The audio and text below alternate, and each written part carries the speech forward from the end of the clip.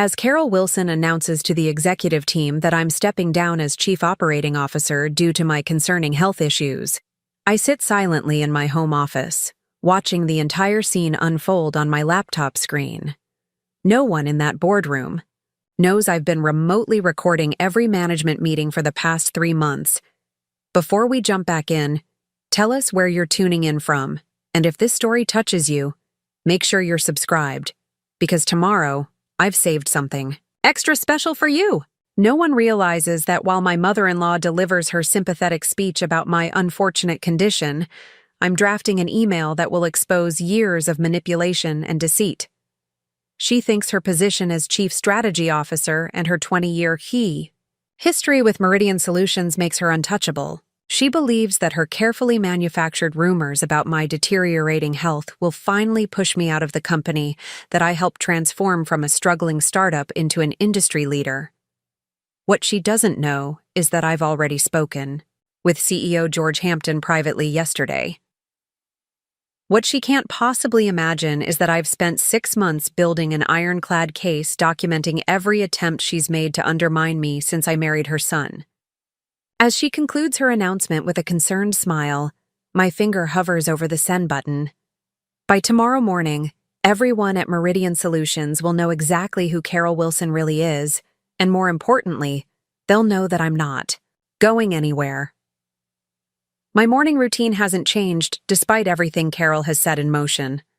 I still wake at 5:30 a.m., brew my favorite dark roast coffee, and review the day's priorities from my home office overlooking Lake Harriet. The Minneapolis skyline glitters in the distance as dawn breaks over the city. The only difference today is the weight in my chest, a mixture of determination and disbelief that it's come to this. "You're up early," Mark says, leaning against the doorframe of my office. My husband of 7 years looks exhausted, caught between his mother's schemes and my suffering. "Couldn't sleep?" I offer him a small smile, not mentioning that I've been awake since 3 a.m. finalizing my strategy. "Big day ahead," I say instead. Mark runs his hand through his disheveled hair. "Lisa, maybe Mom's right. Maybe you should take some time off." "The doctors did say?" "The doctors said I should manage my stress," I interrupt calmly. "They never suggested I had a condition that would prevent me from working."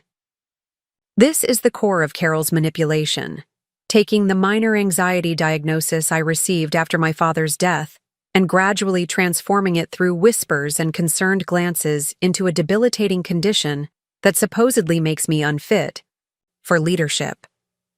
"I know, but Mark," I say gently, "we've talked about this." He sighs, knowing we have indeed talked about it, extensively, during our late-night conversations when I finally revealed the full extent of his mother's campaign against me.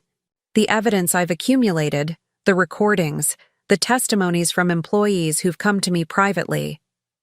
"I still can't believe she would do this," he says for perhaps the 100th time. I don't respond. Mark's inability to fully accept his mother's nature has been part of the problem. The woman who raised him and the woman who has systematically tried to destroy my career are 2 different people in his mind. I understand that. It's why I've been so patient, why I've documented everything meticulously before taking action.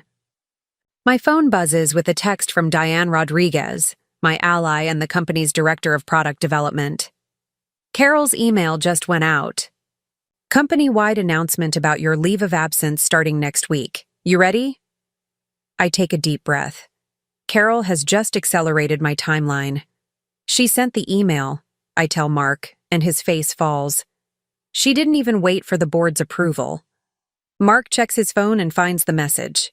I watch his expression shift from disbelief to anger as he reads his mother's carefully worded announcement, detailing my supposed health struggles, and how, after much difficult deliberation, I've decided to step away from my role.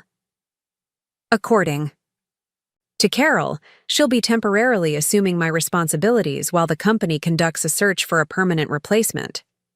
"This is insane," Mark says, his voice tight. "She can't just—" "She already has," I reply, turning back to my laptop. And now it's my turn. As Mark leaves to get ready for work, I open the document I've been preparing for months. Not the emotional, reactive email Carol expects me to send, if she expects me to respond at all. Instead, it's a meticulously crafted message that I've reviewed with both Diane and my attorney. My phone rings. It's George Hampton, the CEO. "Lisa, I just saw Carol's email," he begins without preamble. "This is not what we discussed yesterday." "I know, George. I told her to hold off until we spoke with the board. I told her we needed to address the succession plan properly." "Carol has never been good at waiting when she wants something," I reply, keeping my voice neutral. There's a pause. Then George says, "The response I recommended yesterday, are you still planning to proceed?" "Yes. With one adjustment, it needs to go out immediately." I hear him sigh deeply. "You have my support, Lisa. You know that. But this is going to get messy." "It's already messy, George. I'm just bringing the mess into the light." After we hang up, I make one final review of my email. This isn't just about defending my position or my reputation. It's about exposing a pattern of behavior that has damaged Meridian Solutions and created a toxic environment for multiple employees over years. My finger hovers over the send button as I think back to how it all began, not with a dramatic confrontation, but with small, seemingly insignificant moments that I initially dismissed. 3 years ago, when I first joined Meridian Solutions as Director of Operations, Carol had welcomed me warmly. She had been part of the company since its founding, a trusted advisor to George and respected throughout the organization. When I started dating her son Mark after meeting him at a company charity event, she seemed delighted. The subtle undermining began shortly after our engagement, comments in meetings that slightly misrepresented my statements. Important emails where I was mysteriously left off the thread. Project timelines adjusted without my knowledge. After our wedding, the tactics escalated. Reports I had prepared would be presented to the board with critical data changed. Winks. Members would receive contradictory instructions, supposedly from me. My promotion to COO last year, which came after I led a successful company-wide digital transformation, seemed to be the final straw for Carol. That's when the health rumors began. A quiet word to HR about how I seemed under strain. Concerned comments about my episodes in meetings where I had simply disagreed with her strategy. The suggestion that perhaps my condition was affecting my judgment on key decisions. The final piece fell into place 2 months ago when Andrew Chen, Carol's executive assistant, came to me with copies of emails she had asked him to draft. Emails to board members expressing concerns about my health and its impact on the company's future. "I can't be part of this anymore," Andrew had told me, his hands shaking slightly as he handed me the printed emails. "What she's doing to you, it isn't right." That was when I realized I needed more than just defensive measures. I needed to bring the whole truth to light. I pressed send. My company-wide email, with the subject line, "Addressing Recent Communications," about my role at Meridian, begins its journey to every employee, board member, and key client of Meridian Solutions. I'm not stepping down. I'm stepping up. Within seconds, my phone begins to buzz with incoming messages. I ignore them for now, standing to look out over the lake. The morning sun has fully risen, casting long, clear shadows across the water. Mark appears in the doorway again, dressed for work, uncertainty written across his features. "I sent it," I tell him simply. He nods, his expression a complex mixture of emotions. "I'm going to the office." "I'll be there at 11, I reply. "For the all-hands meeting I've called." As he leaves, I turn back to my laptop, where responses to my email are already flooding in. I open the file containing the presentation I've prepared for today's meeting, a comprehensive overview of Carol's actions, supported by irrefutable evidence, followed by my proposal for structural changes that will strengthen the company and prevent such manipulation in the future. This isn't the end, it's barely the beginning. But for the first time in months, as I close my laptop and prepare to face what comes next, I feel the tightness in my chest begin to ease. The drive to Meridian's headquarters in downtown Minneapolis gives me time to center myself. I've prepared for this confrontation meticulously, but I'm not naive about the challenges ahead. Carol has spent years cultivating relationships and building her influence within the company. My email may have set the record straight, but winning hearts and minds will require more than just exposing the truth. When I pull into my reserved parking space, I notice Diane Rodriguez waiting by the entrance. Her presence is a deliberate show of support, and I feel a surge of gratitude for her loyalty. "Quite the morning you've created," she says as I approach, but her smile tells me she approves. Carol arrived about 20 minutes ago, went straight to George's office. The shouting was impressive. And George, holding firm, as promised. Diane falls into step beside me as we enter the building. "Your email has certainly stirred things up. People are talking. Many are relieved, actually." "Relieved? You're not the first person Carol has targeted, Lisa. Just the first with enough power and evidence to fight back. This confirms what I've suspected, that Carol's tactics with me were part of a larger pattern of controlling behavior that has affected multiple employees over the years." As we cross the lobby, several colleagues look up, conversations pausing momentarily. Some nod in my direction, others quickly avert their eyes. The division is already apparent. "Second thoughts?" Diane asks quietly as we step into the elevator. I shake my head. Not about sending the email, I'm just concerned about the company. This kind of disruption is never easy. "The disruption was already happening," Diane points out. "It was just happening in the shadows, where it could do more damage." The elevator opens directly into the executive floor, where Natalie Parker from HR is waiting, her expression carefully neutral. "Lisa, George has asked to see you before the all-hands," she says. "He's in the boardroom with Carol and legal." I nod, having expected this. "Thank you, Natalie. I'll head there now." "I've reviewed everything," Natalie adds in a lower voice. "From an HR perspective, the documentation you've provided is comprehensive. We should have been more alert to what was happening." This small acknowledgement means more than she likely realizes. I've always respected Natalie's professionalism, and having her tacit support strengthens my resolve. The boardroom door is closed when I arrive. I take a moment to straighten my blazer and check my reflection in the glass wall adjacent to the door. I look composed, professional, not at all like someone suffering from the debilitating health issues Carol has been describing to everyone. I knock once and enter without waiting for a response. Inside, George sits at the head of the table, his normally jovial face serious. To his right is Michael Baxter from legal, reviewing documents spread before him. And there is Carol, standing by the window, her back rigid with anger. She turns when I enter, and the look she gives me is venomous. "Lisa," George begins, his tone formal. "Thank you for coming in early." "Of course," I reply, taking a seat across from Michael. I deliberately choose not to look at Carol again, focusing instead on George. Preparing and narrating this story took us a lot of time, so if you are enjoying it, subscribe to our channel. It means a lot to us. Now back to the story. I've asked Michael to join us to provide some clarity on the situation from a legal standpoint, George continues, given the nature of the claims in your email. "Claims?" Carol interjects, her voice sharp. "You mean her vicious, unfounded accusations? This is defamation, plain and simple." I remain silent, letting her reaction speak for itself. Michael clears his throat.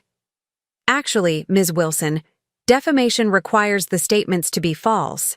From what I've reviewed so far, Ms. Thompson has provided substantial documentation supporting her assertions." This is absurd, Carol snaps. I've given 20 years to this company. Your reputation should reflect your actions, I say calmly, speaking for the first time since entering. Everything in that email is factual and documented. You've been planning this, Carol accuses, finally turning to face me fully. Collecting your so-called evidence, manipulating people's perceptions. That's enough, George interrupts. Carol, you sent out an unauthorized announcement claiming Lisa was stepping down due to health issues, after I explicitly told you we needed to discuss this matter further. You've put the company in a difficult position. I was acting in Meridian's best interests. Lisa's condition. I don't have a condition, Carol, I state firmly. I had some anxiety after my father died last year. My doctor recommended stress management techniques, which I've been following. At no point did any medical professional suggest I was unfit for my role. The board has concerns. The board, George cuts in, has questions that arose primarily from information you provided them, Carol. Information that now appears to have been misleading at best. Carol's face flushes with anger, but she falls silent, recognizing the shift in power. Dynamics. Michael taps the documents before him. Based on my preliminary review, there are several concerning incidents documented here that could potentially violate company policies regarding workplace conduct and possibly rise to the level of harassment. This is a witch hunt, Carol mutters. No, I correct her. This is accountability. George sighs heavily. The all-hands meeting is in 45 minutes. We need to present a unified message about how we're addressing this situation. I've prepared a presentation, I inform him, opening my laptop. It outlines both the issues and my proposed solutions moving forward. Solutions? Carol scoffs. You've just thrown the company into chaos with your accusations, and now you want to propose solutions? I turn to face her directly. My goal has never been to create chaos, Carol. It's been to address the harmful dynamics that you've introduced into this company. The solutions I'm proposing aren't about punishing you. They're about creating better governance and transparency for everyone at Meridian. For the briefest moment, uncertainty flickers across Carol's face. Perhaps for the first time, she's realizing that I'm not simply reacting emotionally as she expected. I've been thinking strategically, several steps ahead. I'd like to see this presentation, George says. As I pull up the slides, I catch a glimpse of Mark through the glass wall, standing in the hallway. Our eyes meet briefly before he turns away, walking toward his office. The pain of his divided loyalties is evident even from a distance, and I feel a momentary pang of regret for the position he's in. But I remind myself that this confrontation became necessary precisely because I've spent too long trying to avoid it for his sake. The next 30 minutes are spent reviewing my presentation with George and Michael. Carol remains largely silent, her initial fury giving way to a cold calculation as she realizes the extent of the documentation I've gathered. By the time we finish, George has agreed to my key proposals: an independent review of the executive, reporting structure, new protocols for major communications, and a third-party assessment of our company culture. What remains unspoken but understood is that Carol's position at Meridian has been fundamentally compromised. As we prepare to head to the main conference room for the all-hands meeting, Carol finally speaks again. This isn't over, she says, quietly, intended for my ears alone. I meet her gaze steadily. You're right, it's just beginning, but not in the way you think. The Evergreen Conference Center, Meridian's largest meeting space, is filled to capacity when we arrive. Employees from every department sit in tense anticipation, while others join remotely via the company's video conferencing system. Conversations hush as George, Carol, and I enter the room. I catch glimpses of various reactions: confusion, curiosity, concern, but also surprising amounts of support in the nods and small smiles directed my way. Diane has positioned herself in the front row, alongside Tanya Collins from my team. Mark sits near the back, his expression unreadable. George takes the podium first, his familiar presence bringing a measure of calm to the room. "Thank you all for joining on such short notice," he begins. "As you're aware, there have been communications this morning regarding our leadership team that require clarification." He continues with a brief diplomatic statement acknowledging both Carol's unauthorized announcement and my response.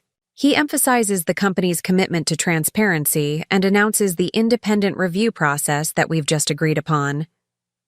Then, surprisingly, he introduces me to speak next, not Carol. As I take my place at the podium, I'm struck by the weight of the moment. This room contains people whose careers and livelihoods are connected to Meridian's success. They deserve more than just the exposure of internal politics. They deserve a path forward. "Good morning," I begin, my voice steady. I want to start by addressing the most immediate concern. I am not stepping down from my position as COO.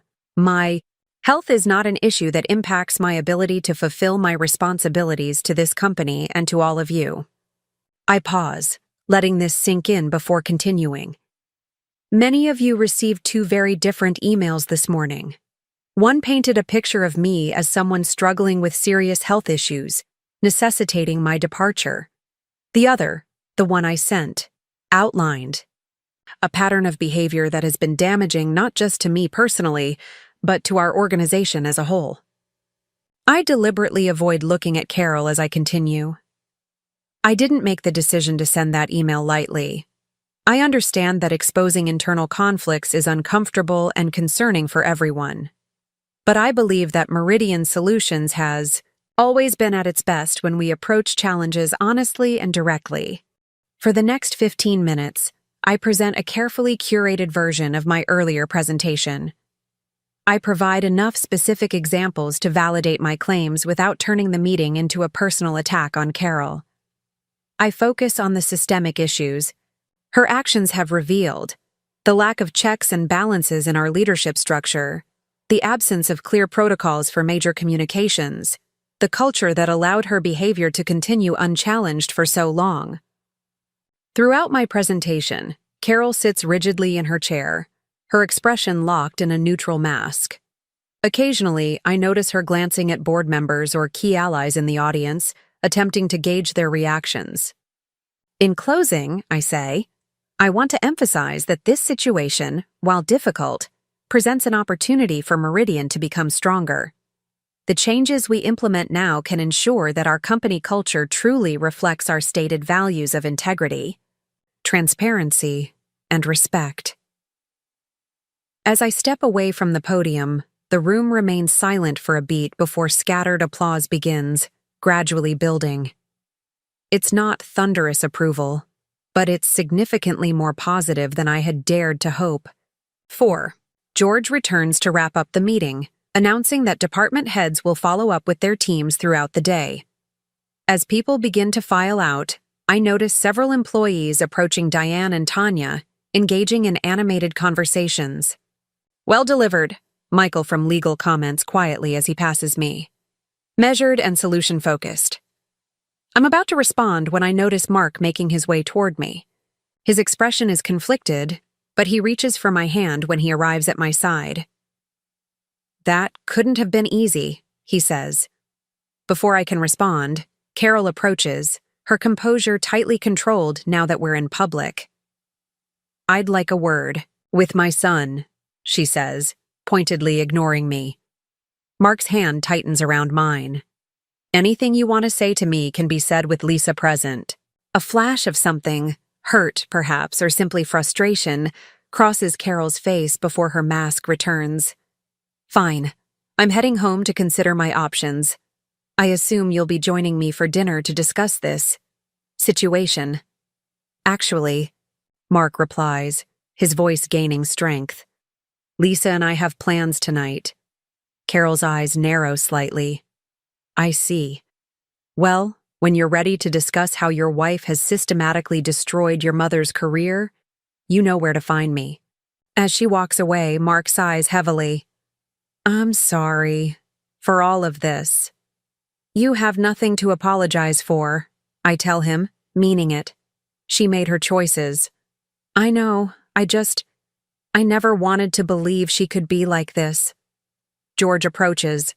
Before I can respond, his expression serious but relieved. Lisa, I've scheduled an emergency board meeting for this afternoon. I'd like you to join. Of course. Mark, George acknowledges with a nod before turning back to me. For what it's worth, I think you struck exactly the right tone in there. This won't be easy, but I believe the company will ultimately be stronger for it. As George walks away, I realize that Natalie from HR is waiting to speak with me, a folder, tucked under her arm. Beyond her, I can see a line of people who seem to want a moment of my time, some offering support, others likely having questions or concerns. It's going to be a long day, I murmur to Mark. He squeezes my hand once more, before releasing it. You've got this. I'll see you at home tonight. As he leaves, I straighten my shoulders and turn to Natalie, ready to face whatever comes next. The hardest part, breaking my silence and standing up to Carol's manipulation, is over. Now comes the work of rebuilding and reforming Meridian into the company it has the potential to be. What I don't yet realize is how many others have been waiting for someone to finally challenge Carol's authority. By the end of the day, my inbox will be filled with messages from employees at all levels sharing their own experiences. The company-wide email I sent didn't just save my career, it opened the door to a complete transformation of Meridian Solutions. In the weeks and months that follow, that transformation will sometimes be messy and uncomfortable. Carol will eventually resign rather than accept the diminished role offered to her. Mark will struggle with his mother's sense of betrayal, though he never wavers in his support of me. The independent review will uncover more issues than even I had documented, leading to significant changes in our leadership structure and company policies. But standing here now, in the aftermath of that pivotal all-hands meeting, I already feel a shift in the atmosphere. People are speaking more freely, standing taller. Something that was tightly wound has begun to unravel, making space for something healthier to grow. I take a deep breath and motion for Natalie to join me in my office. One conversation at a time, we'll rebuild this company on a foundation of truth and respect, rather than fear and manipulation. And I'll do it all without sacrificing my integrity, or my health, regardless of what rumors might have claimed. The next morning, I arrive at the office earlier than usual.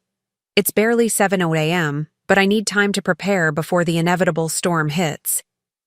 The building is quiet, most of the lights still off, giving me a rare moment of peace to organize my thoughts. I've spent the night reviewing every document, every recording, every piece of evidence I've collected over the past 6 months. Everything is now stored in 3 separate locations: my secure cloud drive, an encrypted hard drive in my home safe, and copies with my attorney. Carol might be a master manipulator, but I've learned to be thorough. The soft ping of the elevator announces another early arrival. I tense slightly until Diane Rodriguez appears at my office door, 2 coffee cups in hand. "Thought you might need reinforcements," she says, placing 1 cup on my desk. The rich aroma of dark roast with a hint of cinnamon, my favorite from North Star Cafe, fills the room. "You're a lifesaver," I say gratefully, taking a sip. "How bad is it out there?" Diane settles into the chair across from me. Social media is relatively quiet, but internal messaging channels were buzzing. Until late last night. Your email caused quite the stir. Good stir or bad stir? Mixed, she admits.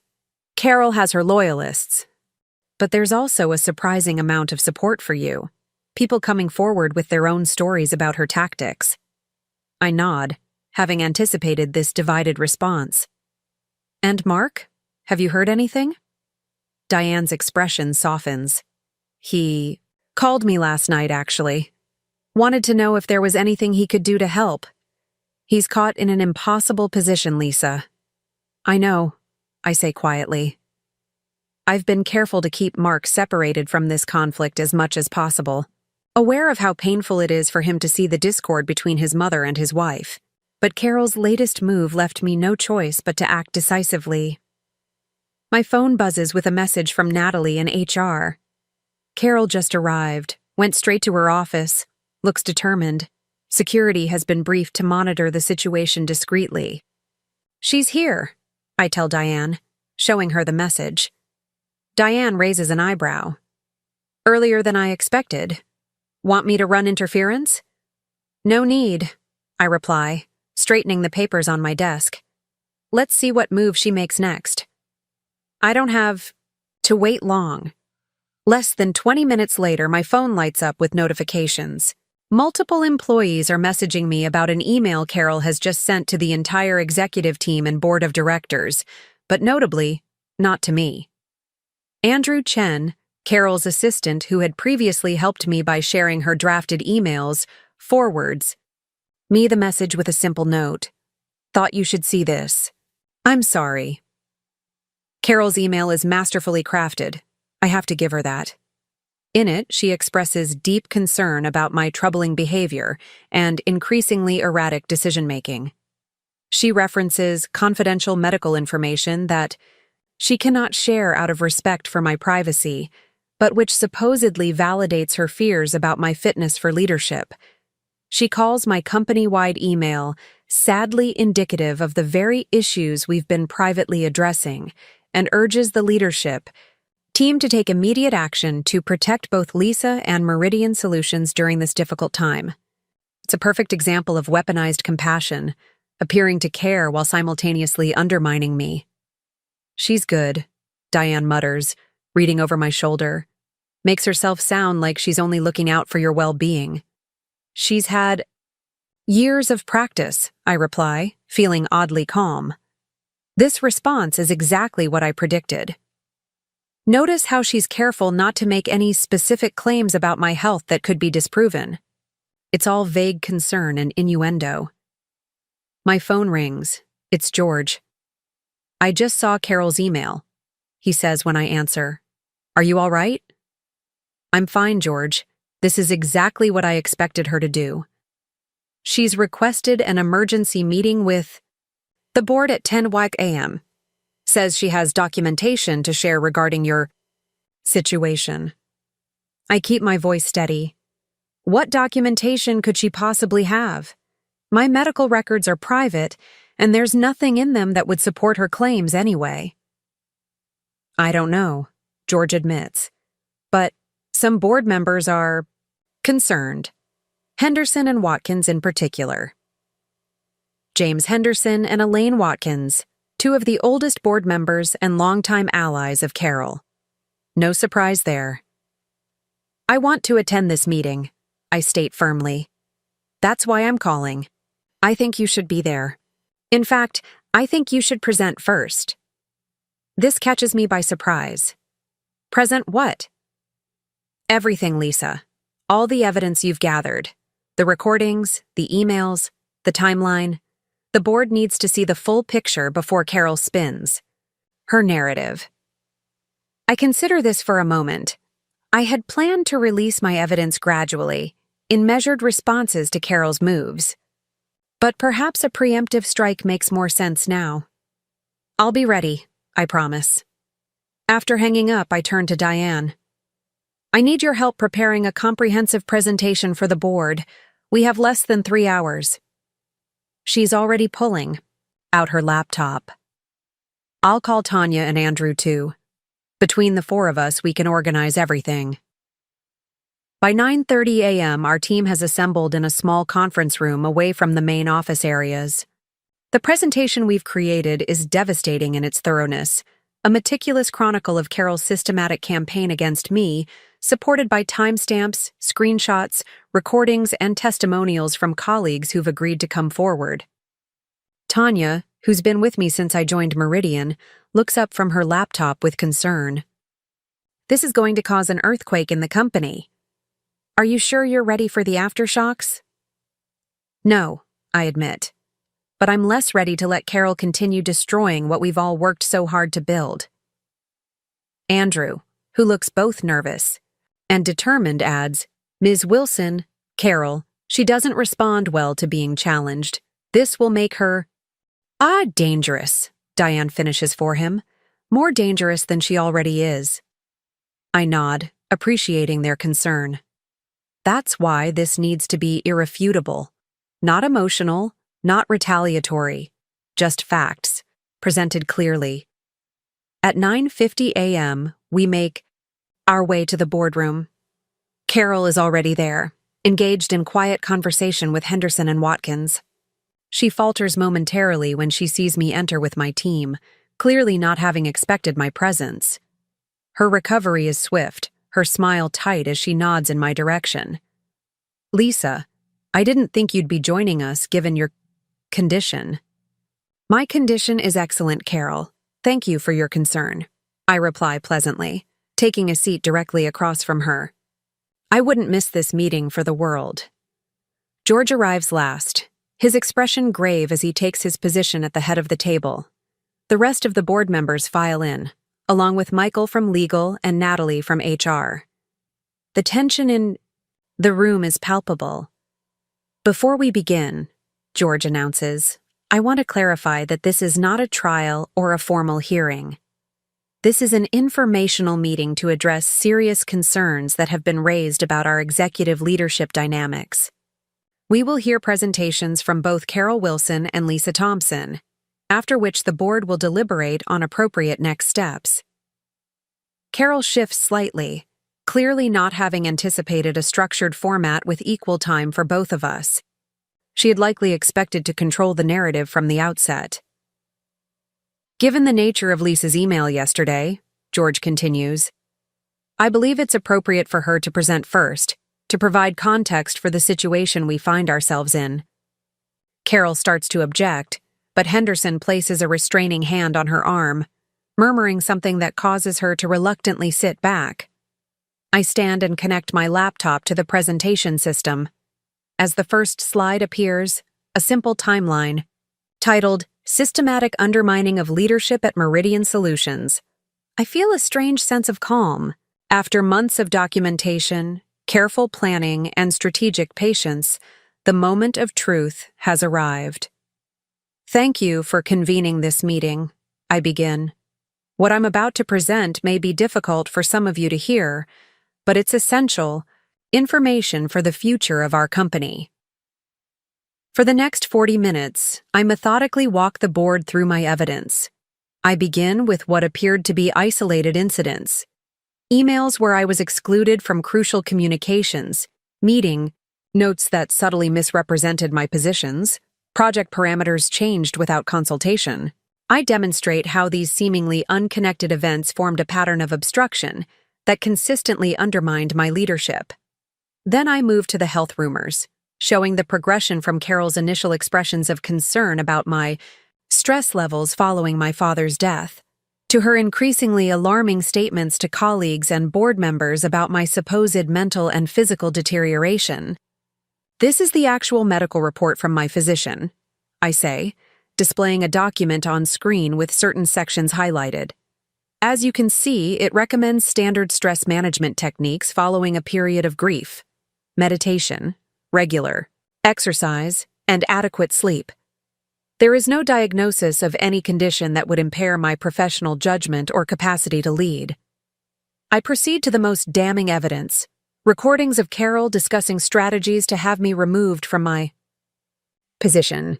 In one particularly revealing clip, she can be heard telling Henderson, "Once we get her out, we can restructure the entire operations division, return to the way things were before she started all these disruptive innovations." Throughout my presentation, Carol's expression darkens, her posture becoming increasingly rigid. When I play a recording of her instructing Andrew to find something, anything in her medical history we can use, several board members visibly recoil.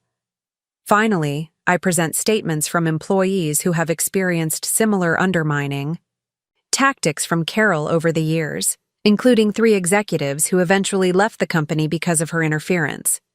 This isn't just about me, I conclude. This is about a pattern of behavior that has harmed Meridian Solutions for years. Talented people have left. Innovative ideas have been suppressed. A culture of fear and political maneuvering has been allowed to flourish at the expense of our mission and values. I pause, looking directly at each board member in turn. I'm not asking you to choose between Carol and me. I'm asking you to choose the kind of company Meridian Solutions will be moving forward. One where leadership is earned through manipulation and intimidation, or one where it's earned through innovation, collaboration, and respect. As I return to my seat, the room is silent. Several board members are reviewing the printed materials I've provided, expressions grave. George, who has seen most of this evidence already, simply nods once in acknowledgement of the thoroughness of my presentation. Carol stands slowly, her composure remarkable given what she's just witnessed. "Well," she begins, her voice steady, "that was certainly comprehensive. I won't deny that Lisa has assembled an impressive collection of materials." She pauses, offering a small, sad smile to the room. "What troubles me is not the evidence itself, but what it represents about Lisa's state of mind." She clicks to her first slide, a photograph of me from the company retreat 6 months ago, looking tired after a long day of strategic planning sessions. "This is a person under extreme stress," Carol continues. "Someone who has been working herself to the point of exhaustion. Someone who has, understandably, become paranoid and suspicious as her health has deteriorated." She moves through her own presentation, much shorter than mine, but emotionally compelling. She portrays herself as a concerned mentor who watched me struggle and tried to help. She reframes her questionable actions as attempts to protect both me and the company during what she describes as my increasingly troubled period. The very fact that Lisa has been secretly recording conversations, compiling dossiers on colleagues, and constructing elaborate conspiracy theories should tell you everything you need to know about her current state, Carol argues. This is not the behavior of a healthy executive. This is someone in crisis. She turns to me, her expression a perfect mixture of compassion and concern. "Lisa, I care about you deeply, not just as my daughter-in-law, but as a talented leader who has so much to offer when she's well. This crusade you've embarked on, it's not healthy. It's not who you really are. It's masterfully done. If I hadn't spent months documenting her manipulation, I might almost believe her myself." When Carol finishes, George opens the floor for questions. The discussion is tense but measured, with board members probing both of our presentations. Henderson and Watkins predictably support Carol's narrative, while others seem genuinely torn about what to believe. Then, Elaine Watkins asks the question, "I've been waiting for, Lisa, if things were as bad as you claim, why wait so long to bring this to our attention? Why compile all this evidence secretly instead of addressing the issues as they arose?" Before I can answer, the boardroom door opens, and Mark walks in. His appearance causes a ripple of surprise. He rarely attends board meetings despite technically being a minor shareholder through family connections. "I apologize for interrupting," he says, his voice steady though I can see the tension in his shoulders. "But I believe I can provide some context to Ms. Watkins's question." Carol starts to rise. "Mark, this isn't the appropriate—" "Please, Mom," he says quietly, and something in his tone causes her to settle back into her seat. Mark moves to stand beside me, not touching me, but clearly positioning himself as my ally. "Lisa didn't bring these concerns forward earlier for 2 reasons, he begins. First, because she was gathering evidence to ensure she wouldn't be dismissed as emotional or irrational, labels that have been all too readily applied to women in leadership when they raise uncomfortable truths. Several board members shift uncomfortably at this observation. Second, Mark continues, his voice softening slightly, she waited because of me. Because she knew how painful it would be for me to see the truth about my mother's behavior. Carol's face pales. Mark, you can't possibly believe? I've seen the evidence, Mom, he interrupts gently. All of it. I've heard the recordings. I've read the emails. But more than that, I've witnessed how you've treated Lisa from the beginning. The subtle digs, the backhanded compliments, the way you undermine her at family gatherings just as systematically as you do in the office. He turns to address the board directly. I love my mother, and I always will. But what she's done here isn't just wrong. It's destructive to this company and everyone who works in it, including herself. The room falls silent as the impact of Mark's words settles over everyone. Carol looks genuinely shocked, perhaps for the first time in this entire process. She had clearly counted on Mark's loyalty, or at least his neutrality. I think, George says finally, breaking the tension, that the board needs time to deliberate privately. Lisa, Carol, if you would give us the room, please. As we file out, Carol attempts to speak to Mark, but he shakes his head slightly, indicating now is not the time. In the hallway, she turns to me, her composure cracking for the first time. You've turned my own son against me, she hisses, voice low enough that only I can hear. Was that your plan all along? To isolate me? Completely? You did this, Carol, I reply quietly. Not me. I simply stopped hiding the truth. This isn't over, she warns before stalking away toward her office. Mark and I find a quiet corner of the executive lounge to wait. For several minutes, neither of us speaks. Then he reaches for my hand, his grip tight. I didn't know you were going to do that, I say finally. Neither did I, until I heard Mom's email had gone out this morning. He runs his free hand through his hair, a gesture of stress I've come to know well. I couldn't let her keep twisting. Everything. Making you look like the unstable one. Not when I've seen the toll all this has taken on you. I lean against his shoulder, suddenly exhausted as the adrenaline of the confrontation begins to fade. Whatever happens in there, thank you for standing up for the truth. I know how hard that was. He nods, unable to fully articulate his feelings. We sit in silence until Natalie appears, informing us that the board is ready for us to return. Back in the boardroom, the atmosphere has shifted. The board members look somber but resolved. Carol is already seated, her expression carefully neutral once more. George clears his throat.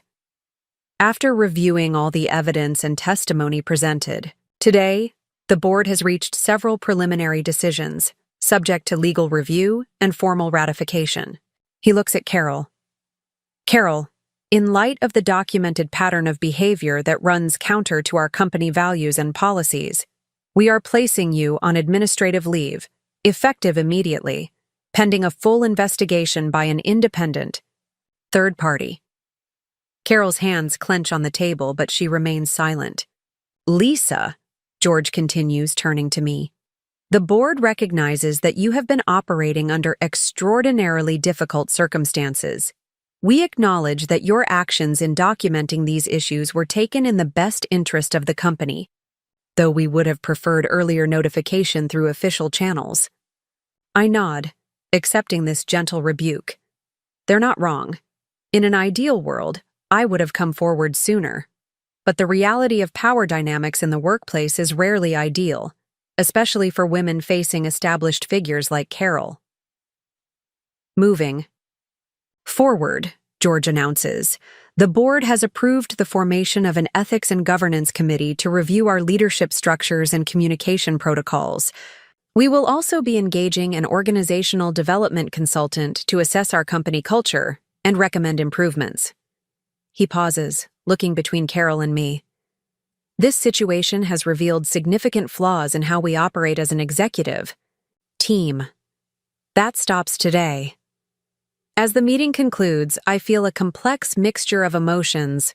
Relief that the truth is finally out, sadness for the pain this has caused Mark, concern about the disruption to the company, and determination to help.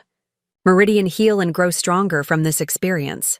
Outside the boardroom, employees are trying to appear busy while obviously watching for clues about what transpired. News travels fast in corporate environments, and everyone knows something momentous has occurred. Diane approaches, her expression questioning. Well, Carol's on administrative leave, I say quietly. There will be an independent investigation. She exhales slowly. And you? Still co-o, with a mandate to help fix the culture that allowed this to happen in the first place. As we walk back toward my office, I see Andrew clearing items from his desk, looking uncertain about his future now that Carol has been suspended. Andrew? I call, detouring toward him. Do you have a moment? He looks up nervously.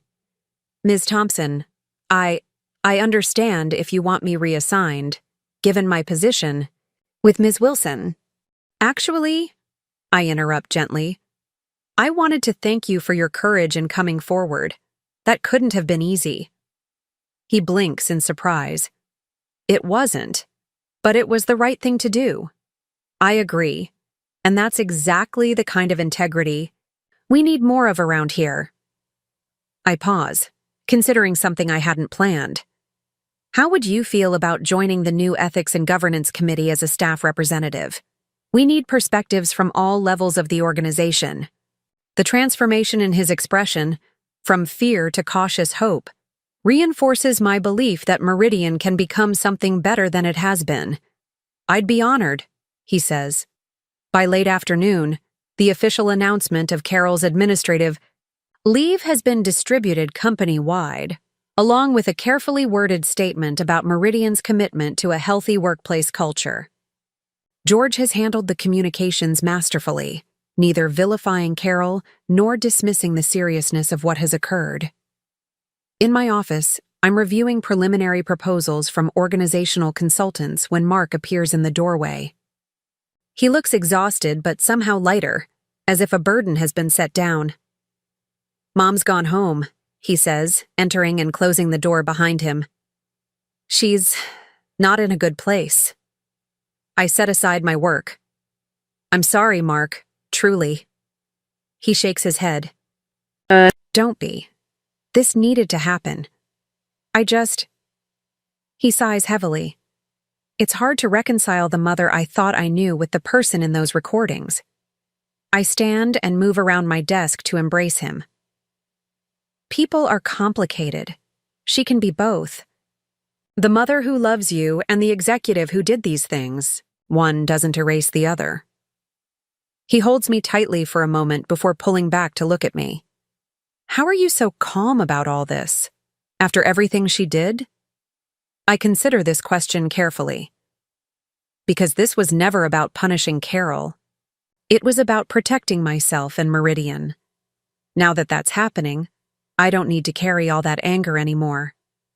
Later that evening, as we drive home along the shore of Lake Harriet, the setting sun casts long shadows across the water.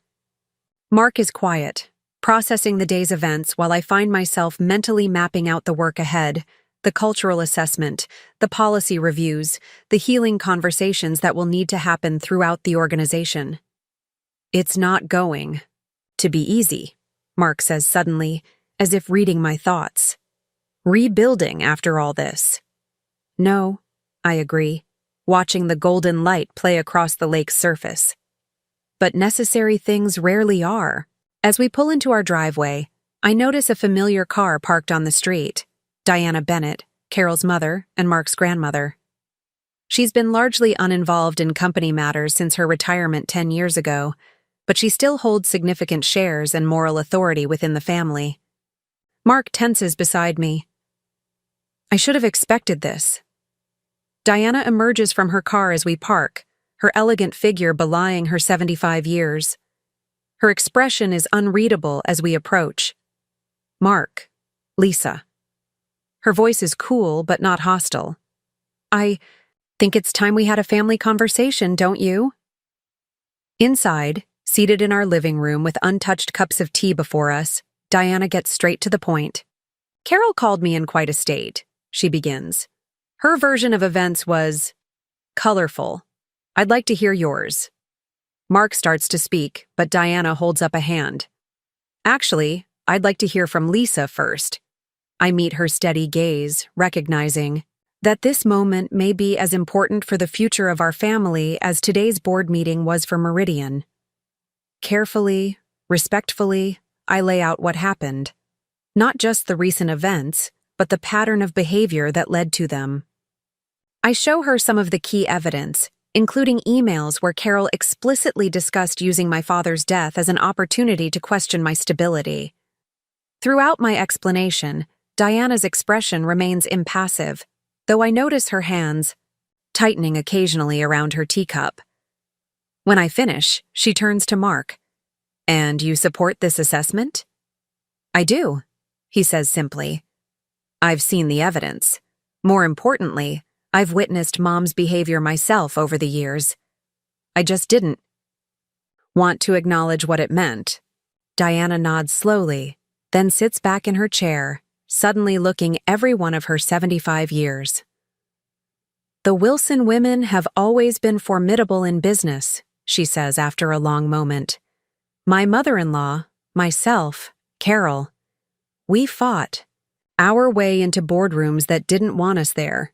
We developed tactics for survival. She looks at me directly. But somewhere along the way, Carol forgot the difference between tactics and character, between protecting herself and destroying others. Diana sighs deeply. I failed her in that lesson, I think. What happens now? Mark asks quietly. Diana straightens, some of her usual authority returning. Now I have a conversation with my daughter about consequences and choices, and you two focus on healing, both yourselves and that company. Before she leaves, Diana surprises me by taking my hands in hers. You were smart, methodical, and measured in your response to a genuine threat, she says. Carol may not recognize it yet, but you've demonstrated exactly the kind of leadership Meridian needs. After she's gone, Mark and I sit in silence for a while, processing this unexpected validation. Did that just happen? He finally asks. Did Grandma Diana basically take your side against Mom? I don't think she's taking sides, I reply, thoughtfully. I think she's standing up for principles that transcend family loyalty. That night, as Mark sleeps beside me, I stare at the ceiling, replaying the events of the past 2 days. The company-wide email that started it all seems like it happened weeks ago rather than yesterday morning. So much has changed so quickly. My phone lights up with a text message from George. Just had a call from Henderson. He's resigning from the board, effective immediately. Says it's for personal reasons, but we both know it's because of what came out today about his collaboration with Carol. This is just the beginning of the changes, isn't it? I type back, yes, but necessary ones. Setting my phone aside, I finally close my eyes, feeling the first real sense of peace I've had in months. Tomorrow will bring new challenges, difficult conversations, and hard work to rebuild what was broken. But for tonight, at least, the truth is out, and that's enough. The morning light filters through the blinds of my office as I review the draft of Meridian's new ethical governance framework. It's been 3 weeks since the board meeting that changed everything, and the company is still finding its equilibrium. I take a sip of my coffee, noting the relative quiet of the executive floor. Carol's office across the hall remains empty. The nameplate removed last Friday after the independent investigation confirmed every allegation I'd brought forward, and uncovered several more I hadn't known about. My phone chimes with a message from Natalie in HR. The organizational assessment report just arrived. Want to review together at 10? I respond with a quick affirmative, then turn back to my computer. My inbox is overflowing as usual, but it's different now, filled with project updates, collaboration requests, and ideas from employees who previously remained silent. Without Carol's shadow looming over everything, people are finding their voices. A soft knock at my door interrupts my thoughts. Andrew stands there, holding a folder and looking considerably more confident than he did 3 weeks ago. The ethics. Committee finished reviewing the communication protocols, he says, entering when I wave him in. We have some recommendations we think will prevent the kind of information manipulation that happened before. I accept the folder with a smile. That was fast. I'm impressed. Andrew takes a seat across from me. People are motivated. There's this feeling throughout the company that we have a real opportunity to fix things that have been broken for a long time. And how are you doing? I ask. It can't be easy transitioning from Carol's assistant to this new role. He considers this for a moment. Actually, it's been liberating. I spent 3 years managing her schedule, crafting her emails, watching her undermine people, including you, and feeling powerless to do anything about it. He straightens slightly. Now I'm helping build safeguards to make sure it never happens again. It feels right. After Andrew leaves, I walk to the window, looking out at the Minneapolis skyline. 3 weeks ago, I couldn't imagine being here. Like this, still in my position, implementing positive changes, watching the company culture begin to heal. I expected either to be forced out by Carol's machinations or to win my position back, but face ongoing resistance and resentment. Instead, something unexpected happened. Transparency created space for transformation. Once the truth was out, people throughout Meridian seemed ready, eager even, to embrace a different way of working together. My phone buzzes again. Mark, checking in as he does every morning. Meeting with Grandma Diana went well. She's fully on board with the restructuring. Plan dinner tonight? I smile at his message. Mark has been remarkable throughout this transition, balancing his personal hurt over his mother's actions with his commitment to Meridian's future. His relationship with Carol remains strained. They've spoken only twice since the board meeting, both conversations ending badly. But he's found unexpected support from Diana, who has emerged as one of our strongest allies in reshaping the company's governance.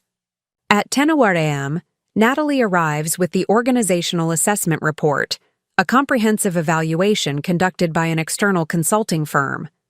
We spend the next hour reviewing its findings, which confirm much of what we already suspected. Years of Carol's leadership had created departments that operated in silos, information that was weaponized rather than shared, and talented employees who felt unable to contribute their best ideas for fear of political backlash. The good news, Natalie points out, highlighting a section toward the end, is that the changes of the past few weeks have already started shifting these patterns. The consultants were apparently surprised by how quickly people have responded to the new transparency initiatives.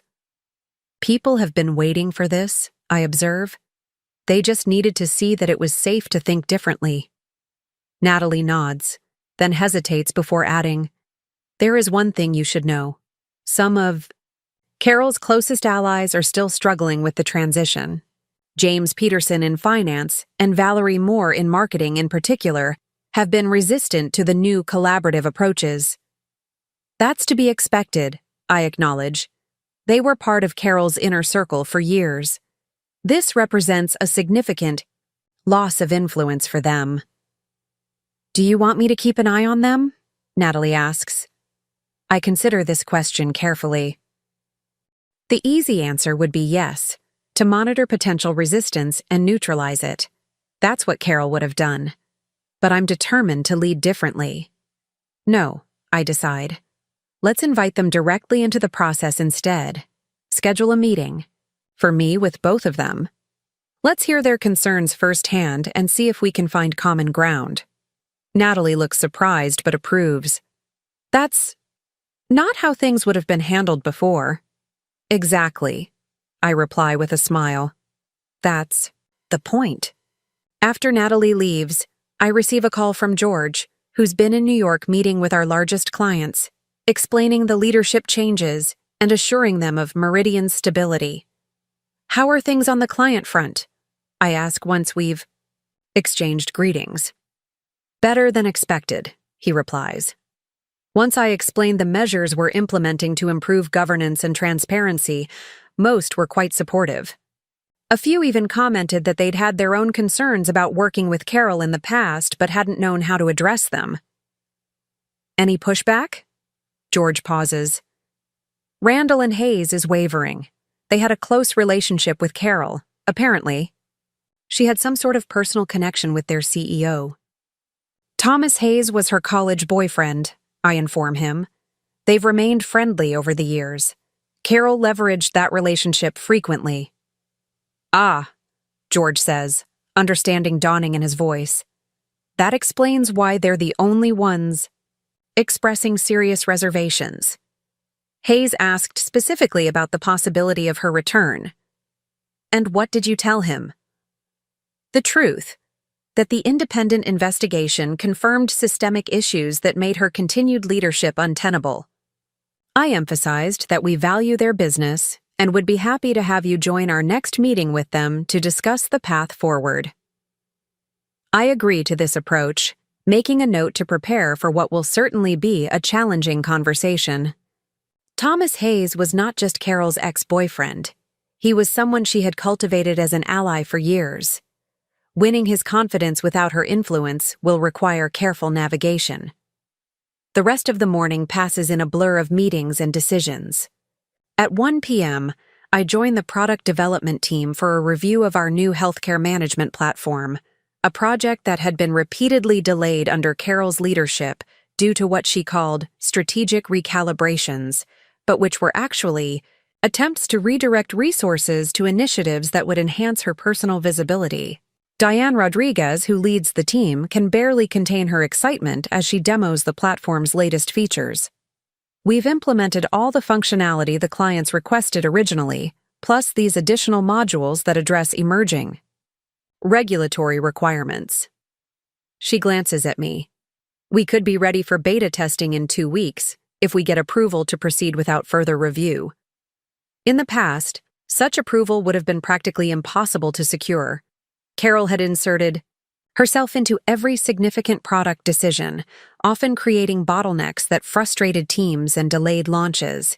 It was one of her most effective methods of control, ensuring that nothing important happened without her involvement. "You have my approval," I say simply. "If you're confident in the product's readiness, let's move forward." The surprise and subsequent joy that spreads across the faces of the development team is both gratifying and saddening, a stark reminder of how accustomed they'd become to unnecessary obstacles.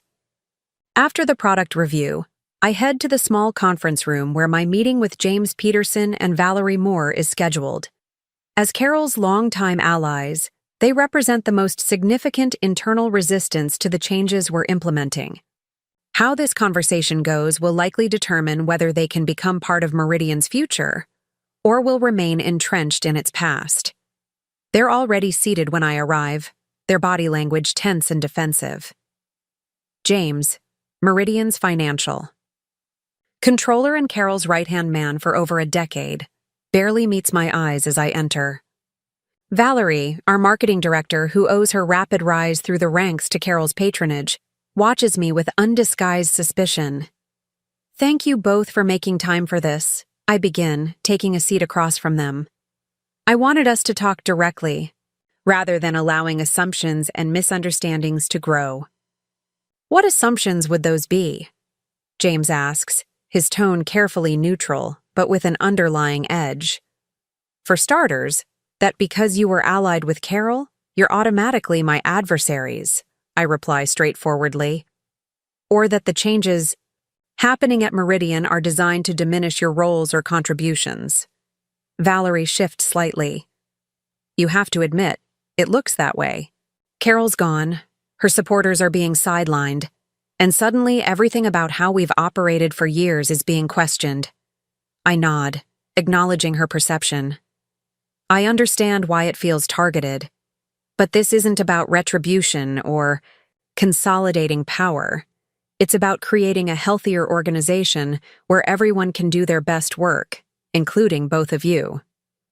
With all due respect, James interjects, you've completely upended the leadership structure that made Meridian successful. Carol built this company's reputation. Carol nearly destroyed this company's future. I correct him gently but firmly. The assessment report confirms what many of us have known for years, that her leadership style created silos, suppressed innovation, and ultimately held us back from our full potential. Both look skeptical, so I change approach. Let me ask you something. James, how many of your financial recommendations over the past 2 years were implemented without significant modification by Carol? He blinks, clearly not expecting this. Question. Not many, I suppose. And Valerie, how often did Carol override your marketing strategies in favor of approaches that centered her as the face of Meridian, regardless of what the market data suggested? Valerie's shoulders tense, but she doesn't deny it. She had strong opinions about brand positioning. She had strong opinions about everything, I acknowledge. And while that confidence helped build Meridian initially, it eventually became an obstacle to our growth. You both know this is true, even if loyalty has prevented you from saying it aloud. A heavy silence falls over the room as they absorb my words. Finally, James speaks, his voice quieter than before. What do you want? From us, Lisa, why are we really here? Because you're both incredibly valuable to Meridian, I respond honestly. James, your financial acumen is unmatched. Valerie, your creative approach to marketing has won us recognition throughout the industry. I don't want to lose your talents because of politics or perceived allegiances. I lean forward slightly. I'm not asking you to repudiate Carol or pretend the past didn't happen. I'm inviting you to be part of shaping Meridian's future, a future where your expertise is truly valued and your input isn't filtered through someone else's agenda. Valerie studies me for a long moment. And if we're not interested in this invitation, then that's your choice, and I'll respect it, I reply. But before you decide, I'd ask that you review the new departmental structure being proposed, where both finance and marketing would have greater autonomy and direct input into strategic planning. I slide folders across the table to each of them. Just consider the possibilities. As they leave, neither has committed to anything, but I notice a shift in their demeanor, a thoughtfulness that wasn't there before. It's a small opening, but sometimes that's all you need to begin changing entrenched perspectives. My afternoon concludes with a video call with Thomas Hayes, CEO of Randall & Hayes and Carol's longtime friend. George joins me for this conversation, which proves every bit as challenging as anticipated. I've known Carol Wilson for 30 years, Hayes begins without preamble. She's one of the most capable executives I've ever worked with. These allegations against her seem convenient for certain parties. His gaze through the screen makes it clear who he believes those certain parties to be. Rather than becoming defensive, I respond calmly. I understand your loyalty to Carol, Mr. Hayes. Personal relationships in business are important. But so is accountability. Accountability for what exactly? He challenges. Trying to protect her company from instability? Being concerned about leadership continuity when a key executive shows signs of health issues. Mr. Hayes, I reply, I appreciate that Carol has presented her version of events to you. That's her prerogative. But the independent investigation conducted by Marshall and Reed, a firm, I should note, with an impeccable reputation for objectivity, confirmed systematic attempts to undermine not just me, but multiple executives over a period of years through manipulation of information and abuse of authority. I pause to let this sink in before continuing. I'd be happy to share the full report with you, subject to appropriate confidentiality agreements. I believe in transparency, even when it's uncomfortable. Hayes seems taken aback by this offer, clearly not having expected such directness. That won't be necessary. I'm more concerned about how these changes will affect the services Meridian provides to my company. From there, the conversation shifts to more practical matters. Our commitment to their projects, the improved product development timeline now that artificial bottlenecks have been removed, and the enhanced support structure we're implementing for key clients. By the call's end, Hayes has not explicitly withdrawn his concerns, but his tone has moderated considerably. "Keep us updated on these changes," he says finally. "We'll be watching how things develop." After the call, George gives me an impressed nod. "You handled that perfectly." Offering to show him the investigation report was a masterstroke, called his bluff without being confrontational. "Transparency works both ways," I reply. "If we're building a company on clearer communication and accountability, we need to model that in all our interactions." As the workday winds down, I receive an unexpected visit from Diana Wilson. Carol's mother rarely comes to the Meridian offices since her retirement, making her appearance particularly noteworthy. "Do you have a moment?" she asks from my doorway, elegant as always in a tailored suit that belies her 75 years. "Of course," I reply, gesturing to the chairs by the small conference table rather than maintaining the formality of my desk. Diana settles across from me, her posture perfect, her expression thoughtful. "I've been reviewing the proposals for restructuring Meridian's board governance," she begins. "They're impressive, bold, but not reckless." "Thank you," I respond, somewhat surprised by this opening.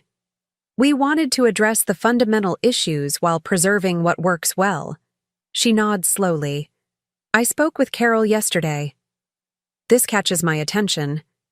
Diana has been careful to keep her conversations with her daughter private, respecting the complexity of the situation while still supporting the changes at Meridian. "She's filed a wrongful termination lawsuit," Diana continues, watching my reaction carefully. "Her attorneys will deliver the paperwork tomorrow." I absorb this news with a calmness that surprises even me. In truth, I had been expecting something like this. Carol isn't someone who accepts defeat gracefully. "I'm sorry to hear that," I say sincerely. "Not just for Meridian, but for your family. This will make reconciliation even more difficult." "Indeed," Diana agrees, a flicker of sadness crossing her features before her composure returns. "I tried to dissuade her, explained that the evidence against her is overwhelming and that prolonging this conflict will only damage her reputation further. But Carol has always been stubborn when she feels wronged." "What does she hope to achieve?" I ask. "The investigation findings are clear. Multiple witnesses have corroborated the evidence." Diana sighs softly. "I believe it's less about winning and more about maintaining the narrative that she's the victim in all this. Some people would rather fight a losing battle than acknowledge their own culpability." She straightens slightly, her gaze direct. "I wanted you to hear about this from me, rather than being blindsided. And to assure you that while I cannot publicly oppose my daughter, I will continue to support the reforms being implemented at Meridian. They're long overdue." After Diana leaves, I sit quietly for a moment, processing this new development. A lawsuit will bring public attention, potential reputational damage, and certainly more stress for everyone involved, especially Mark, who will be further torn between loyalty to his mother and support for his wife. I reach for my phone to call him, then pause, deciding this news would be better delivered in person. Instead, I message George to give him a heads up about the impending legal challenge, then begin making notes about how to communicate this to the executive team and eventually the company at large. By the time I arrive home that evening, I've developed a preliminary response strategy with input from our legal team. Mark is already there, preparing dinner in our kitchen, a routine he's established in recent weeks that seems to provide him comfort amid the ongoing turmoil. "How was the meeting with your grandmother?" I ask, setting my briefcase aside and joining him at the counter. "Enlightening," he replies, handing me a glass of wine. She's more engaged with Meridian's future than I expected. Had some insightful suggestions about the board restructuring. I take a sip, steeling myself for what comes next. Mark, there's something you should know. Your grandmother came to see me this afternoon. He looks up, sensing the shift in my tone. What happened? Your mother is filing a wrongful termination lawsuit against Meridian. The paperwork will be delivered tomorrow. Mark's hands still over the vegetables he's been chopping, his expression freezing momentarily before he sets down the knife. I should have expected this, he says finally, voice tight. It's classic Mom. She can never just let things go. I'm sorry, I say, meaning it deeply. I know this puts you in an even more difficult position. He shakes his head. Don't apologize. You didn't create this situation. He moves to the sink, washing his hands with more force than necessary. Have you told George? Yes, and our legal team. We'll need to prepare a response for when this becomes public. Mark dries his hands, then turns to face me fully. What can I do? How can I help? His immediate offer of support touches me deeply. Despite everything, the strain with his mother, the professional complications, the personal stress, his first instinct is still to stand with me. Just this, I reply softly, moving to embrace him. Just keep being the partner who sees the truth and isn't afraid to acknowledge it. Later that night, as Mark sleeps beside me, I review the day's events in my mind. The product team's excitement about moving forward without unnecessary barriers. The cautious opening with James and Valerie. The challenging but ultimately productive conversation with Thomas Hayes. Diana's warning about Carol's lawsuit. Each interaction represents a different aspect of the transformation happening at Meridian. Some embracing change enthusiastically, others resistant but potentially reachable. Some external stakeholders requiring reassurance, and of course the inevitable backlash from those most invested in the old power structures. My phone lights up with a message from Diane. Heard about the lawsuit. Team is with you. This changes nothing about the path forward. Her simple statement of solidarity reinforces what I've come to realize over these past weeks. The truth, once spoken, has a power that transcends individual attempts to suppress it. Carol's lawsuit may create complications and discomfort, but it cannot undo the fundamental shifts that have already begun at Meridian. I set my phone aside and close my eyes, feeling oddly peaceful despite the challenges ahead. Tomorrow will bring the formal legal notification, the need for careful communication to the company, probably some sensationalized business press coverage. But it will also bring more opportunities to reinforce the new culture we're building. One email, one conversation, one decision at a time. The morning arrives with rain pattering against the windows, matching the somber mood as I prepare for what will certainly be a challenging day. Mark is unusually quiet as we get ready, the impending lawsuit hanging between us like an unwelcome presence. I'm thinking of calling her, he says suddenly as we're about to leave. Mom. Maybe I can talk some sense into her before this goes too far. I consider his suggestion carefully. That's your decision, of course. But be prepared. She's likely to see any contact from you as an opportunity to either recruit you to her side or make you feel guilty for not supporting her. He sighs, knowing I'm right. I just hate the thought of this becoming some public spectacle. The lawsuit, the media coverage, people taking sides. It's exactly what Meridian doesn't need right now. Perhaps that's part of her strategy, I observe gently. To create enough chaos that the board reconsiders their decision, deciding that having her back would be less damaging than prolonged public conflict. Mark's expression hardens slightly. Then she doesn't know the board as well as she thinks. They won't reverse course over something like this. Not after everything that's come to light. We drive to work separately, Mark heading to the BI technology division he leads, which is located in Meridian's secondary office across town, while I drive to headquarters. The rain intensifies as I navigate the morning traffic, a fitting backdrop for the storm about to break. George is waiting in my office when I arrive, his expression grave. "The papers were delivered to reception 15 minutes ago," he informs, me without preamble. "Our legal team is reviewing them now." "Anything unexpected?" I ask, setting down my bag and turning on my computer.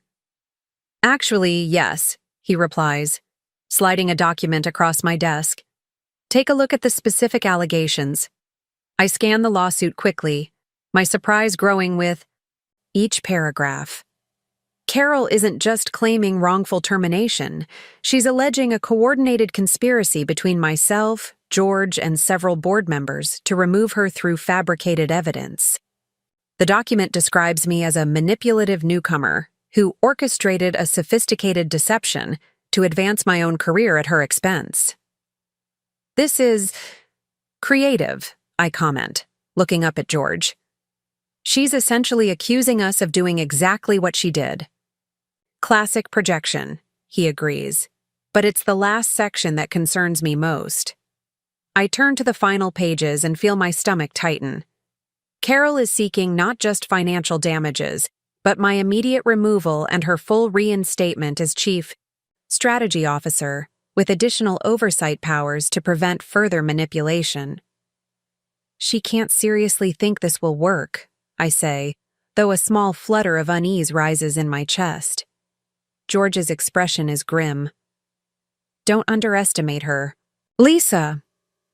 Carol built her career on understanding people's vulnerabilities and exploiting them. This lawsuit isn't designed to win in court. It's designed to create enough doubt and disruption that the path of least resistance becomes giving her some version of what she wants. "So what do? We stay the course," he replies firmly. "Continue implementing the changes we've planned. Be transparent with the company about the lawsuit without allowing it to become the center of attention. And most importantly, demonstrate through our actions that Meridian is healthier and more effective without Carol's influence." I nod, appreciating his clarity. "I'll draft a communication to the staff. They should hear about this from us, not through rumors or press coverage." As George leaves, my phone lights up with a message from Mark. "Mom's lawsuit is all over the business news already. Looks like she sent out a press release simultaneous with the legal filing. Call me when you can." A quick internet search confirms his message. Several business publications have already picked up the story, most presenting it as a dramatic power struggle between established leadership and new blood. Carol has clearly been strategic in her media approach, positioning herself as the wronged party, and me as the ambitious usurper. I spend the next hour coordinating with our communications team to craft a measured response, both for internal and external use. We agree on a statement that acknowledges the lawsuit without dignifying its specific allegations, reaffirms the company's confidence in the independent investigation findings, and emphasizes our focus on Meridian's future rather than personal conflicts. By mid-morning, the statement has been sent to all employees and released to the press. I've also spoken briefly with Mark, who reports that his mother is refusing his calls, a clear indication that she's committed to her current course regardless of the family impact. Natalie from HR appears at my door, looking concerned. "People are talking, as you'd expect. There's anxiety about what this means for the company's stability." "That's understandable," I reply. "Let's schedule department check-ins throughout the day. Give everyone a chance to ask questions and express concerns directly rather than letting speculation flourish." As we're discussing logistics for these sessions, Andrew knocks on my door, his expression unusually animated. "You need to see this," he says, entering when I wave him in. He sets his tablet on my desk, displaying an internal messaging channel where dozens of employees are posting supportive messages about the company's direction and leadership. The comments range from simple statements of support to more detailed observations about positive changes noticed since Carol's departure. Faster decision-making, more collaborative meetings, increased transparency around company performance and goals.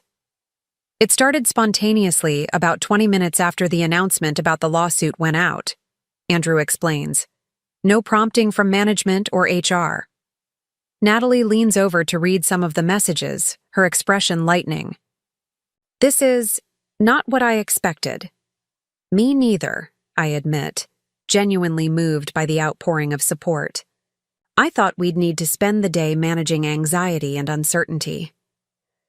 You underestimated how ready people were for change, Andrew suggests. Many of these folks worked under Carol's leadership for years. They know the truth, regardless of what the lawsuit claims. This unexpected show of solidarity strengthens my resolve as I prepare for the afternoon's challenges. A call with nervous investors, a briefing with our expanded legal team, and a strategy session with George and the board chairman to ensure we remain focused on Meridian's transformation despite this new distraction. As I head to the first of these meetings, I pass Carol's former office. The space has remained vacant since her departure, a silent reminder of both what was and what could be. Looking at it now, I make a mental note to discuss repurposing the key area, perhaps as a collaborative workspace where teams can meet across departmental lines, symbolizing the more integrated approach we're fostering. The empty office serves as a fitting metaphor for the situation we find ourselves in. Carol's absence has created space, uncomfortable at first, but increasingly filled with new possibilities and healthier connections. Her lawsuit may represent an attempt to reclaim that space, to reassert control over a narrative that has slipped from her grasp. But looking at the spontaneous support emerging throughout the company, I'm more convinced than ever that Meridian has already begun moving forward without her. Whatever legal battles lie ahead, the company-wide email I sent that fateful morning has indeed changed everything, not just for me or for Carol, but for every person who comes to work at Meridian each day. The truth, once spoken, cannot be unheard. And sometimes that makes all the difference. 2 months after Carol's lawsuit filing, Meridian Solutions has found its new rhythm. The initial media frenzy has subsided into occasional updates as the legal proceedings inch forward. What reporters once framed as a dramatic power struggle has gradually been recontextualized as a necessary corporate governance correction, largely due to our transparent handling of the situation and the company's improved performance under the new leadership structure. I adjust my blazer as I prepare to lead the quarterly all-hands meeting, reviewing my notes one final time. Today marks an important milestone, our first full quarter since the leadership changes, and the numbers tell a compelling story. Project. Deliveries are up 27%, client satisfaction has increased across all metrics, and perhaps most tellingly, employee retention has improved dramatically. The exodus of talent that characterized Carol's final year has not only stopped, but reversed, with several key people who left under her leadership now inquiring about returning. Ready? George asks, appearing at my office door. As I'll ever be, I reply, gathering my materials. It's a good day for Meridian. Together we walk to the main conference center where employees are gathering both in person and virtually. The energy in the room feels different than it did during Carol's tenure. Less tense, more collaborative. People are talking across departmental lines, sharing ideas rather than guarding information as currency in the corporate power game she fostered. As the meeting begins, I take a moment to look around at the faces before me. Some, like Diane and Tanya, have been allies from the beginning. Others, like James and Valerie, have gradually shifted from skepticism to cautious engagement with the new direction. There are new faces, too. Talented professionals drawn by Meridian's evolving reputation as a company committed to both innovation and ethical leadership. Before we dive into the quarterly results, I begin after welcoming everyone. I want to acknowledge something important. The past few months haven't been easy. We've faced public scrutiny, legal challenges, and the complex work of redefining how we operate as an organization. I pause, making eye contact with several team members. That kind of change creates discomfort. It requires each of us to examine our habits, question established patterns, and sometimes develop entirely new ways of working together. That's hard work, and I want to thank every person in this room and those joining remotely for your willingness to engage in that process. This acknowledgement brings nods of recognition throughout the audience. We've all felt the strain of transformation, even those who welcomed it. Now, I continue with a smile, let me show you what that hard work has accomplished.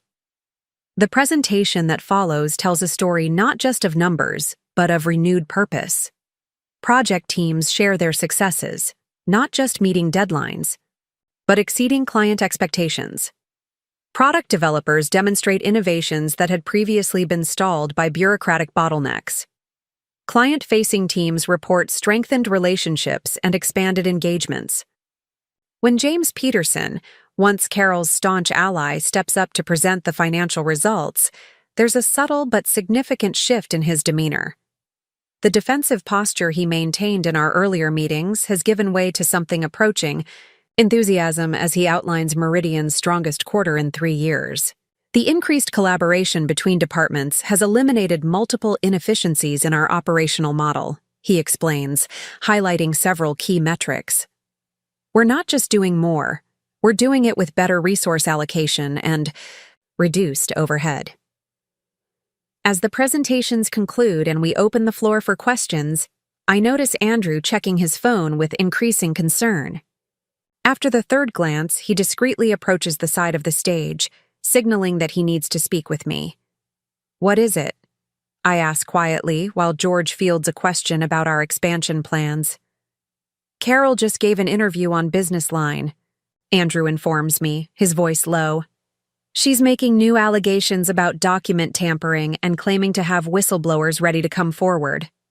I maintain my composed expression despite the flutter of concern this news triggers. Is there any substance to it? It seems to be mostly innuendo, he replies. But she specifically mentioned the Hampton Project documentation as being falsified to discredit her decision-making. The Hampton Project, a major healthcare system implementation that had failed spectacularly under Carol's direction after she repeatedly ignored warning signs from the technical team. The documentation I included in my evidence clearly showed her overriding expert recommendations despite escalating problems. We have the original emails and meeting recordings, I remind him calmly. If she's claiming those were tampered with, she's only digging herself deeper. Andrew nods, though he still looks worried. The interview is already getting picked up by other outlets. Our communications team is monitoring the situation. Thank you for letting me know, I say, then turn my attention back to the meeting. Just as George directs a question about our technology roadmap to me. I answer smoothly, giving no indication of the new complication that's just emerged. Years of navigating corporate politics, especially during Carol's systematic campaign against me, have taught me the value of composure under pressure. The meeting continues without further interruption, concluding on a high note with a spontaneous round of applause when George announces a company-wide bonus in recognition of the quarter's exceptional results. As people file out of the conference center, several stop to share personal observations or ask follow-up questions. The genuine engagement reflects another shift in our culture, from meetings as performative events to forums for actual communication and problem-solving. Once the last employee has left, George turns to me with a questioning look. What was that about with Andrew? I fill him in on Carol's latest media offensive as we walk back toward the executive offices. Predictable, he sighs when I finish. The lawsuit isn't generating enough attention, so she's escalating with more sensational claims. The timing isn't coincidental, I point out. She waited until our quarterly results were about to be announced. She's trying to undermine our positive momentum. George's expression hardens slightly. She still doesn't get it, does she? This isn't about her versus you anymore. It's about the future of Meridian and the hundreds of people who work here. For Carol, it's always been personal, I reply. That's part of why we're in this situation. She never could separate her ego from the company's best interests. In my office, I find Natalie waiting with the legal team, already preparing our response to Carol's new allegations. The proactive approach is another change from the reactive posture the company often took in the past. We've already issued a brief statement reaffirming the integrity of our evidence and expressing disappointment at these attempts to distract from Meridian's progress, Natalie informs me. We're also reaching out directly to key clients and investors to reassure them. Good, I approve. Transparent and measured, exactly the right approach. Michael from Legal adds, we've also requested an expedited hearing regarding these new claims. If Carol is alleging document tampering, that's a serious accusation with legal implications. We want to address it head-on rather than letting it linger in the press. As the team discusses next steps, my phone buzzes with a message from Mark. Saw Mom's interview. I'm so sorry. This never seems to end. The simple text conveys the weight he's been carrying throughout this ordeal. While I've been focused on Meridian's transformation, Mark has been navigating the painful reality of his mother's increasingly desperate attempts to reclaim her position and reputation, often at the expense of truth and family relationships.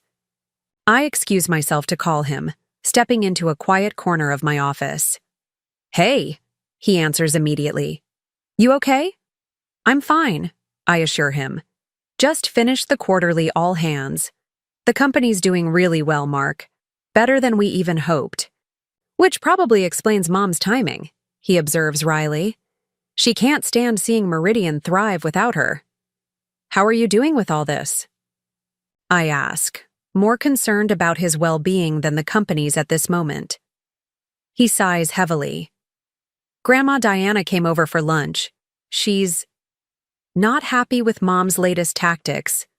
Says she's damaging not just her own reputation but the Wilson family name. This doesn't surprise me. Diana's support has been unwavering despite her daughter's actions, recognizing that Carol's behavior threatens everything the family has built. She wants to meet with both of us tonight, Mark continues. Says she has a proposal that might help resolve this situation before it gets even messier. Did she give you any details? No, just that she's been thinking about this for weeks and believes she's found a path forward that might work for everyone. I agree to the meeting, curious about what Diana might propose. Her business acumen and strategic thinking remain. Sharp despite her official retirement and her unique position, respected by the board, loved by Carol, and supportive of the changes at Meridian, gives her perspective no one else can offer. After finishing my call with Mark, I returned to the legal discussion, finding the team has already drafted a comprehensive response to Carol's allegations with specific rebuttals backed by our documented evidence. Their efficiency reminds me how much the entire organization has stepped up during this challenging period, with people at all levels demonstrating greater initiative and accountability. The remainder of the afternoon passes in a blur of meetings and decisions, the positive energy from the all hands carrying through despite Carol's attempted disruption. By late afternoon, I receive word that our direct outreach to key stakeholders has been largely successful, with most expressing continued confidence in Meridian's direction and leadership.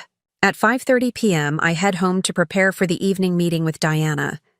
Mark is already there when I arrive, setting the dining room table with the good china, a sign he's taking this discussion seriously. Grandma Diana specifically requested a proper dinner setting, he explains with a small smile.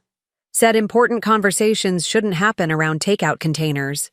A woman after my own heart, Diana comments, appearing in the doorway with impeccable timing. Despite the serious circumstances, she looks elegant as always, her silver hair perfectly styled, her posture straight and dignified even at 75. Mark greets her with a warm hug, which she returns before turning to me with an appraising look. You're holding up well, she observes. The company too, from what I hear. Impressive quarterly results. Thank you, I reply, accepting the small nod that serves as her version of a hug. We have good people who've risen to the occasion. Over dinner, Diana keeps the conversation light, inquiring about various Meridian projects and sharing anecdotes from her own executive days. It's only after we've moved to the living room with coffee that she finally addresses the purpose of her visit. Carol's latest interview was a mistake, she begins bluntly. Accusing you of document tampering without evidence is legally precarious and strategically short-sighted. It's time to end this destructive spiral before she does irreparable damage to herself and the Wilson legacy. We'd love nothing more, I respond carefully. But Carol doesn't seem interested in resolution unless it involves her complete reinstatement. Diana sets down her coffee cup with precision. Which we all know isn't possible. The board won't reverse their decision, especially now that Meridian is performing so well under the new structure. Have you told her that? Mark asks quietly. Repeatedly, his grandmother confirms. But Carol has convinced herself that this is a temporary setback, that if she fights hard enough, creates enough pressure, eventually everyone will capitulate, just to make the problem go away. So what do you propose? I ask, curious about Diana's solution to this seemingly intractable standoff. She straightens slightly, her expression resolute. I'm prepared to offer Carol a choice. Either she drops the lawsuit and accepts a generous severance package, with the understanding that she'll make no further public statements about Meridian, or I will publicly support the company's position. The significance of this ultimatum isn't lost on either of us. Diana has thus far maintained a careful neutrality in public, despite her private support for the changes at Meridian. A public statement from her endorsing the company's actions against her own daughter would be devastating to Carol's case, both legally and in terms of public perception. That's substantial, Mark comments, his expression conflicted. You think it will work? Carol values two things above all else: her reputation and her relationship with me, Diana states matter-of-factly. She can salvage one or risk losing both. I believe she'll make the rational choice when presented so starkly. What would this severance package include? I ask, thinking practically. Financial compensation equivalent to 2 years' salary, continued health benefits, and, this is important, a carefully worded statement from Meridian acknowledging her historical contributions to the company's growth, Diana outlines. She needs a face-saving exit that allows her to move forward professionally. I consider this proposal carefully.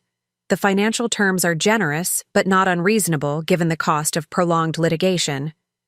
The acknowledgement of Carol's past contributions is something I can support genuinely. Despite her recent actions, she did help build Meridian into the company it became before her leadership style began holding it back. The board would need to approve the financial terms, I note, but I think they'd be receptive, especially if it brings this situation to a definitive close. And you, Mark? Diana turns to her grandson. This affects your family directly. What do you think? Mark takes a moment before responding, weighing his words carefully. I think it's the best chance we have to end this without further damage. To everyone involved, Mom needs to move on for her own sake as much as Meridian's. Then I'll speak with her tomorrow, Diana decides. It's time to close this unfortunate chapter. After Diana leaves, Mark and I sit in silence for a while, processing the potential impact of her intervention. There's hope in the possibility of resolution, but also acknowledgement of the painful realities that have brought us to this point. Do you think she'll accept? I ask eventually. Mark considers this, absently turning his wedding ring, a nervous habit he's developed during these difficult months.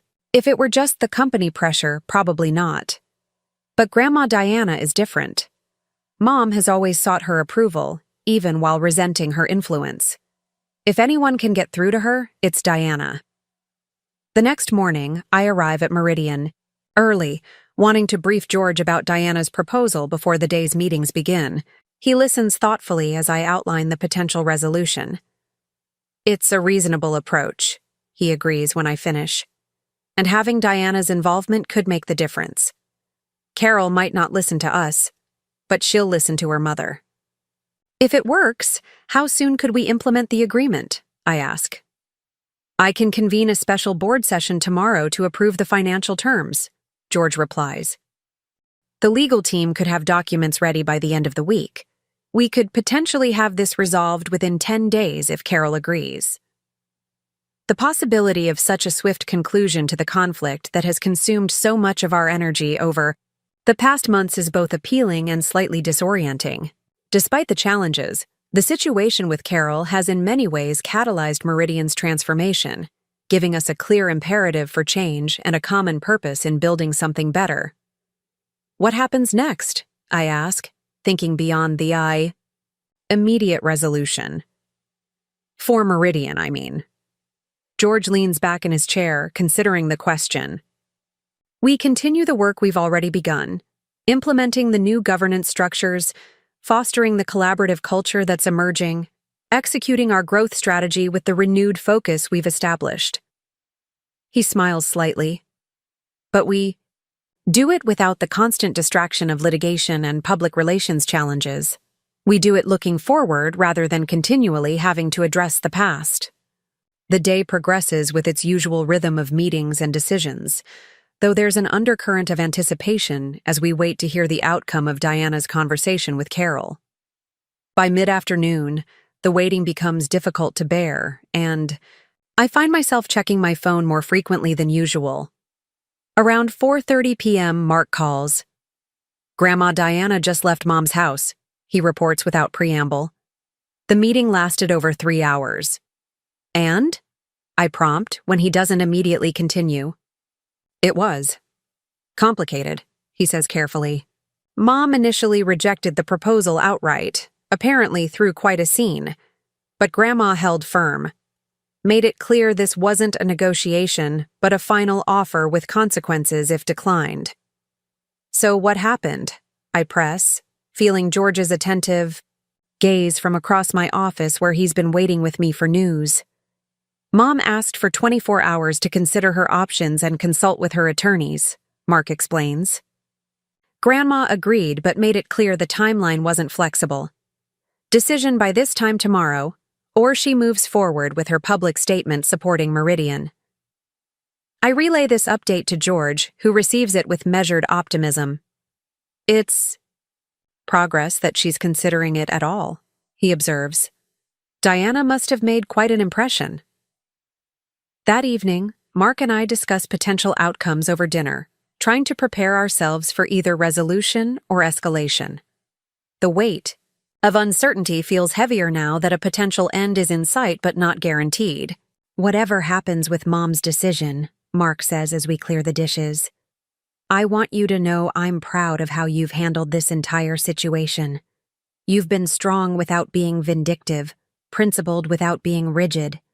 You've focused on building rather than destroying. His words catch me by surprise, bringing unexpected emotion to the surface. In the midst of managing the company response, supporting the organizational transformation, and navigating the legal complexities, I've had little time to reflect on the personal impact of these past months. Thank you, I reply simply, touched by his recognition. The next day passes with excruciating slowness as we await Carol's decision. The 4:30 p.m. deadline approaches with no word from Diana, increasing the tension with each passing minute. At 4:25, my phone finally rings, not Mark or Diana, but Carol herself. For a moment, I consider not answering, wary of what new tactic she might employ. But curiosity and the hope for resolution win out. Hello, Carol, I answer, keeping my voice neutral. Lisa. Her tone is clipped but controlled, quite different from the emotional volatility she's displayed since her removal. I'm calling to inform you that I've instructed my attorneys to contact Meridian's legal team regarding settlement terms. The indirect phrasing is typically Carol, unable to state directly that she's accepting the proposal, framing it instead as her own decision to pursue settlement.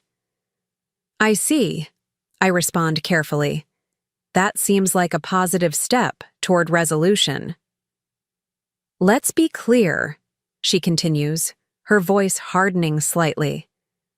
I still believe I was wrongfully terminated, but I recognize that prolonging this conflict serves no one's interests, particularly the company's. The mention of the company's interests, rather than just her own, represents a subtle but significant shift in her perspective. Perhaps Diana's intervention has had a deeper impact than I anticipated. I appreciate your willingness to move. Toward resolution, I say, maintaining my measured tone. Our legal team will be responsive to your attorney's contact. There's a pause before Carol speaks again, her voice lower and less certain than before. How is Mark? The question catches me off guard, a reminder that beneath the corporate conflict and power struggles, there are personal relationships permanently altered by what's transpired. He's doing as well as can be expected, I answer honestly. This has been difficult for him. Another pause, longer this time. Tell him, she begins, then stops. No, never mind. We'll be in touch through the attorneys. The call ends abruptly, leaving me with mixed emotions. While Carol's agreement to settlement is a significant positive development, her brief moment of personal vulnerability serves as a reminder of the human cost of this conflict. The family bonds strained, the relationships damaged in ways that may never fully heal. I immediately called George to share the news, then Mark, who receives it with a complex mixture of relief and sadness. The resolution brings closure to the professional dimension of the conflict, but leaves much unresolved in the personal realm, something that will require its own healing process over time. The next week passes in a flurry of legal discussions and document preparations. Carol's attorneys prove surprisingly cooperative now that she's committed to settlement, working constructively with our legal team to finalize the terms. The board unanimously approves the financial package, recognizing the value of definitive resolution over continued uncertainty. By Friday afternoon, we have signed agreements in hand. Carol has dropped her lawsuit in exchange for the negotiated severance package and Meridian statement acknowledging her historical contributions. Most critically, she has agreed to make no further public statements about the company or its leadership.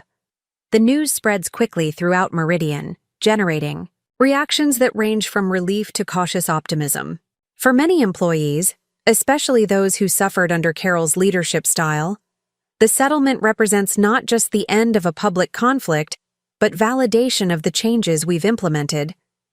It feels like we can finally move forward without looking over our shoulders, Diane comments during our leadership team meeting that afternoon, like the last shadow has been lifted. I wouldn't go that far, James cautions, his transition from Carol's ally to constructive participant in the new structure still evolving. There will be lingering effects for some time.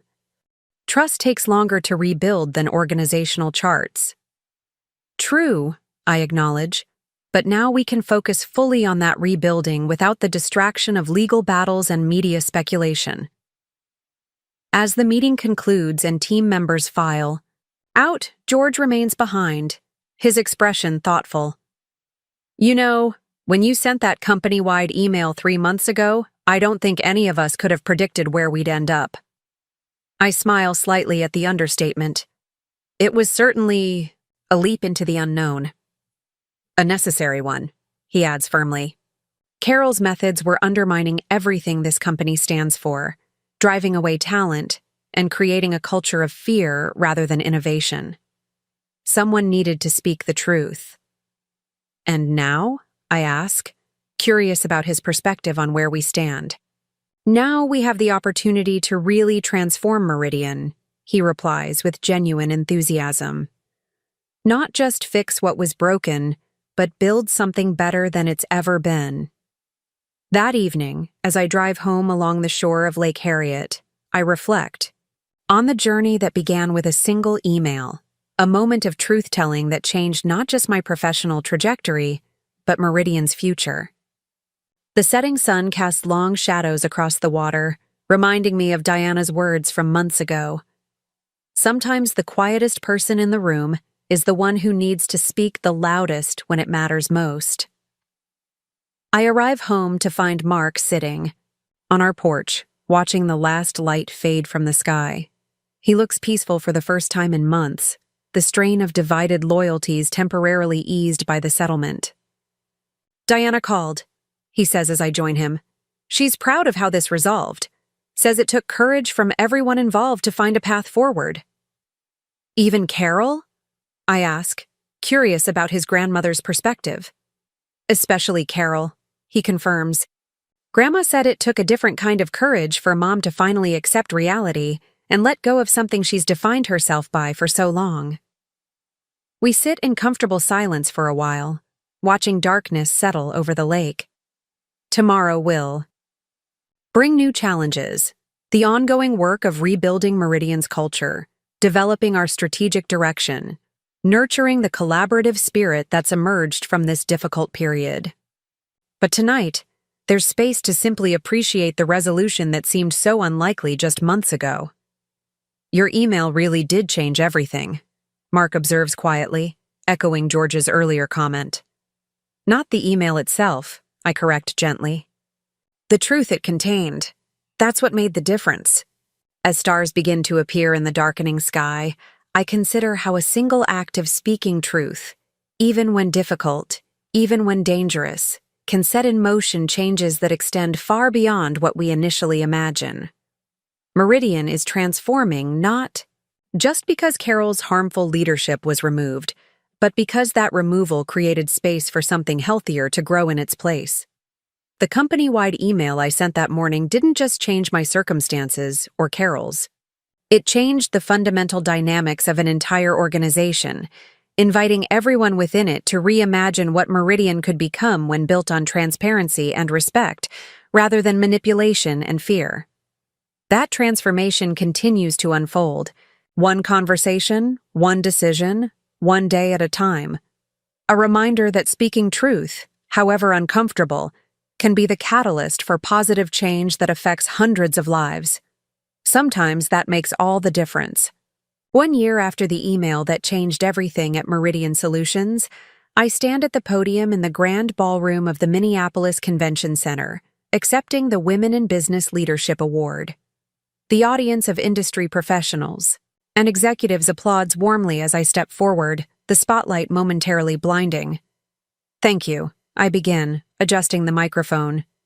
This recognition means a great deal to me, not just personally, but because it represents the transformation that's possible when we create workplaces built on integrity and transparency.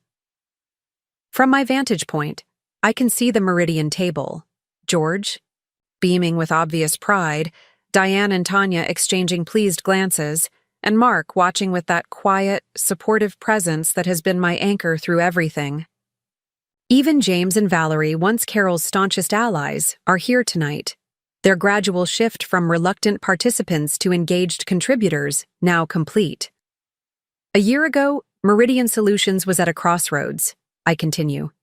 We faced a choice between preserving comfortable falsehoods or embracing uncomfortable truths, between allowing toxic leadership to continue or taking the risk of speaking up. The room quiets, executives from across the region leaning forward slightly. Many know parts of our story. It made headlines for weeks, but few understand the full journey. "I sent an email," I say simply. One email, addressing years of manipulation and misinformation. It wasn't an easy decision. It carried significant professional and personal risks.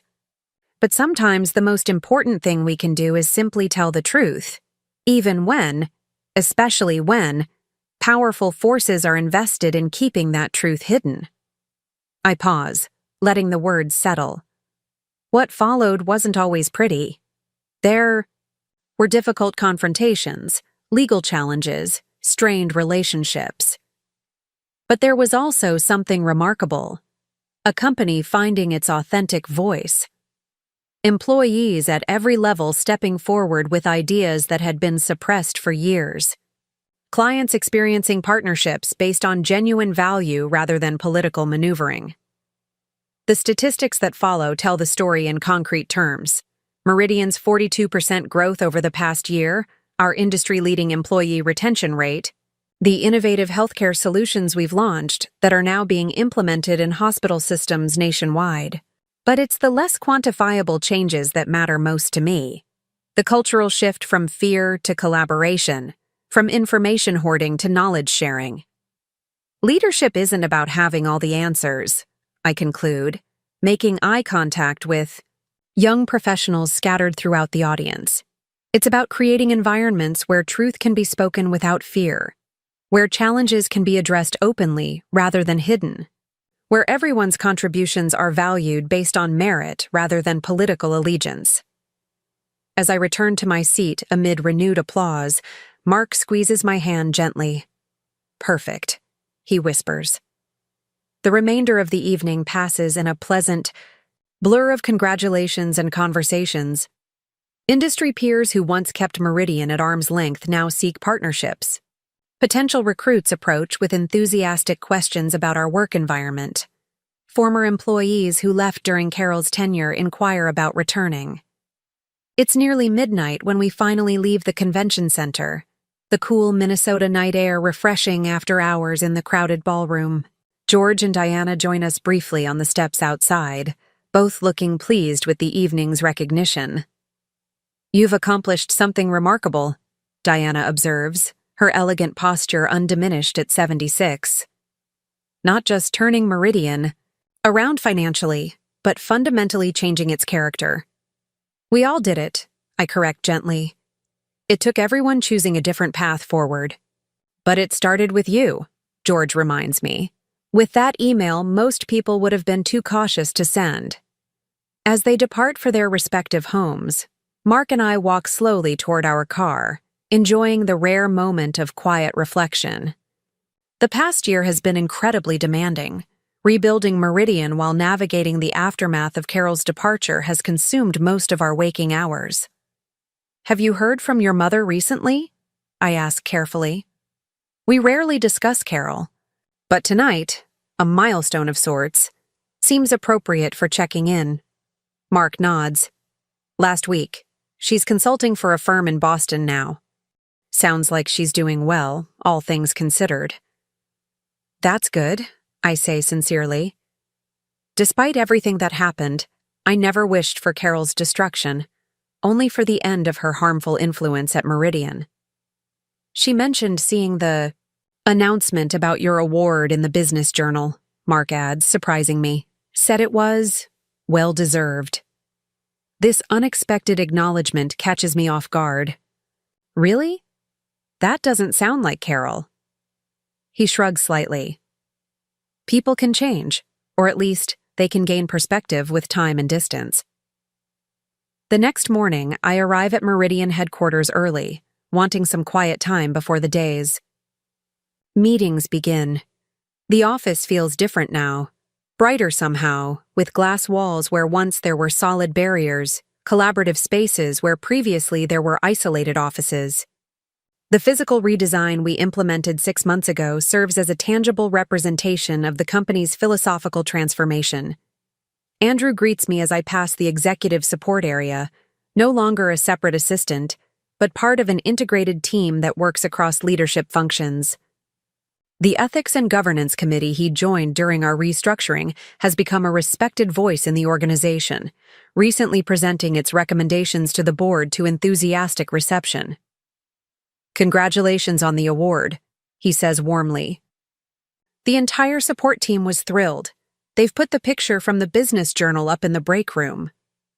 "That's very kind," I reply. "Though this recognition belongs to everyone who helped rebuild Meridian." In my office, I find a small plant on my desk with a card signed by the product development team. A simple gesture of appreciation that would have been unthinkable in the previous culture where such expressions could be politically risky if directed toward the wrong person. As I settle in to review the day's priorities, I reflect on how thoroughly things have changed. The territorial battles that once consumed so much energy have given way to cross-functional collaboration. The information bottlenecks Carol created, have been replaced by transparent communication channels.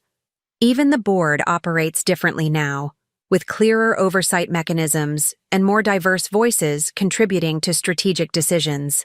My calendar notification chimes, reminding me of today's all-hands meeting, a quarterly tradition I established to ensure everyone at Meridian remains connected to our overall direction and progress. Unlike the tightly controlled presentations of the past, these sessions now include updates from every department and an open forum where employees can ask questions directly of the leadership team. As I gather my materials, Diane appears at my door. Ready for the big announcement today? I nod, feeling a mixture of excitement and appropriate gravity. As ready as we can be. The acquisition team has done incredible work preparing for this. Today we'll be announcing Meridian's acquisition of Westfield Health Technologies, a strategic move that will significantly expand our market presence and technical capabilities. It's our first major acquisition since the leadership change, representing not just business growth but validation of our new direction. The board unanimously approved the deal last week, impressed by the thorough due diligence and clear strategic alignment our team demonstrated. It's quite a milestone, Diane comments as we walk together toward the conference center. A year ago, we were fighting for the company's survival. Now we're leading industry consolidation. It's been quite a journey, I agree. The conference center fills quickly, employees gathering with an energy that reflects Meridian's renewed vitality. When I take the stage to begin the meeting, I'm struck again by the visible difference in how people engage with each other, the open communication, the attentive listening, the absence of the wary calculation that once characterized company gatherings. Good morning, everyone. I begin, surveying the room with genuine appreciation. Before we get to today's main announcement, I want to take a moment to reflect on where we are as a company. I pause, finding the right words for this significant moment. 1 year ago, Meridian was at a critical juncture. We faced challenges not just in our market position, but in our fundamental identity as an organization. The path forward wasn't clear, and the risks of change seemed overwhelming. Heads nod throughout the audience, particularly among those who lived through the difficult transition. Today, we stand in a very different place. Our financial results have exceeded projections for 3 consecutive quarters. Our client satisfaction metrics are at historic highs. Our employee engagement scores have improved by 64%. I smile at the spontaneous applause this statistic generates. But most importantly, we've redefined who we are and how we work together. I gesture to the diverse team seated in the front row, the acquisition leaders who will present the details of the Westfield deal. The announcement we're about to share represents not just a business transaction, but a validation of everything we've built together. It wouldn't have been possible without the foundation of trust, transparency, and collaboration that each of you has helped create. As I introduce the acquisition team and take my seat, I catch George's eye across the room. His slight nod carries a wealth of meaning, acknowledgement of how far we've come, pride in what we've built, confidence in where we're headed. The presentation unfolds with impressive clarity, each team member explaining different aspects of the acquisition and its implications for Meridian's future. The questions that follow are thoughtful and substantive, reflecting an organization where people feel genuinely invested in understanding strategy, rather than simply following directions. When the meeting concludes, employees linger to discuss the announcement, their conversations animated and forward-looking. The atmosphere is one of collective purpose, exactly what we've worked so hard to foster over the past year. Back in my office later that afternoon, I find a moment of quiet to absorb the significance of the day. On my desk sits a framed copy of the company-wide email I sent 1 year ago, a gift from Mark on the 6-month anniversary of the changes it initiated. Reading those words now feels like looking through a window to a different life, the controlled fury beneath my measured language, the calculated risk of speaking truth to power, the uncertainty about what would follow. I couldn't have predicted then exactly how things would unfold. Carol's resistance, Diana's intervention, the lawsuit and eventual settlement, the company's remarkable resurgence. But I knew with absolute certainty that remaining silent was no longer an option, regardless of the personal and professional cost of speaking up. My phone buzzes with a message from Mark. "Dinner tonight to celebrate? Grandma Diana wants to join us." I smile, typing back a quick acceptance. Diana has become an unexpected ally and friend throughout this journey, her wisdom and support extending far beyond her initial intervention with Carol. Her perspective as a woman who navigated male-dominated business environments decades before me has provided valuable context for my own leadership challenges. As the workday concludes, I take one final look around my office, at the awards Meridian has received for innovation and workplace culture, at the photo of our leadership team taken at the recent strategic retreat, at the handwritten notes from employees expressing appreciation for specific changes we've implemented. The company-wide email I sent that day was just the beginning, a necessary first step in a much longer journey of transformation. But it was the catalyst that made everything else possible.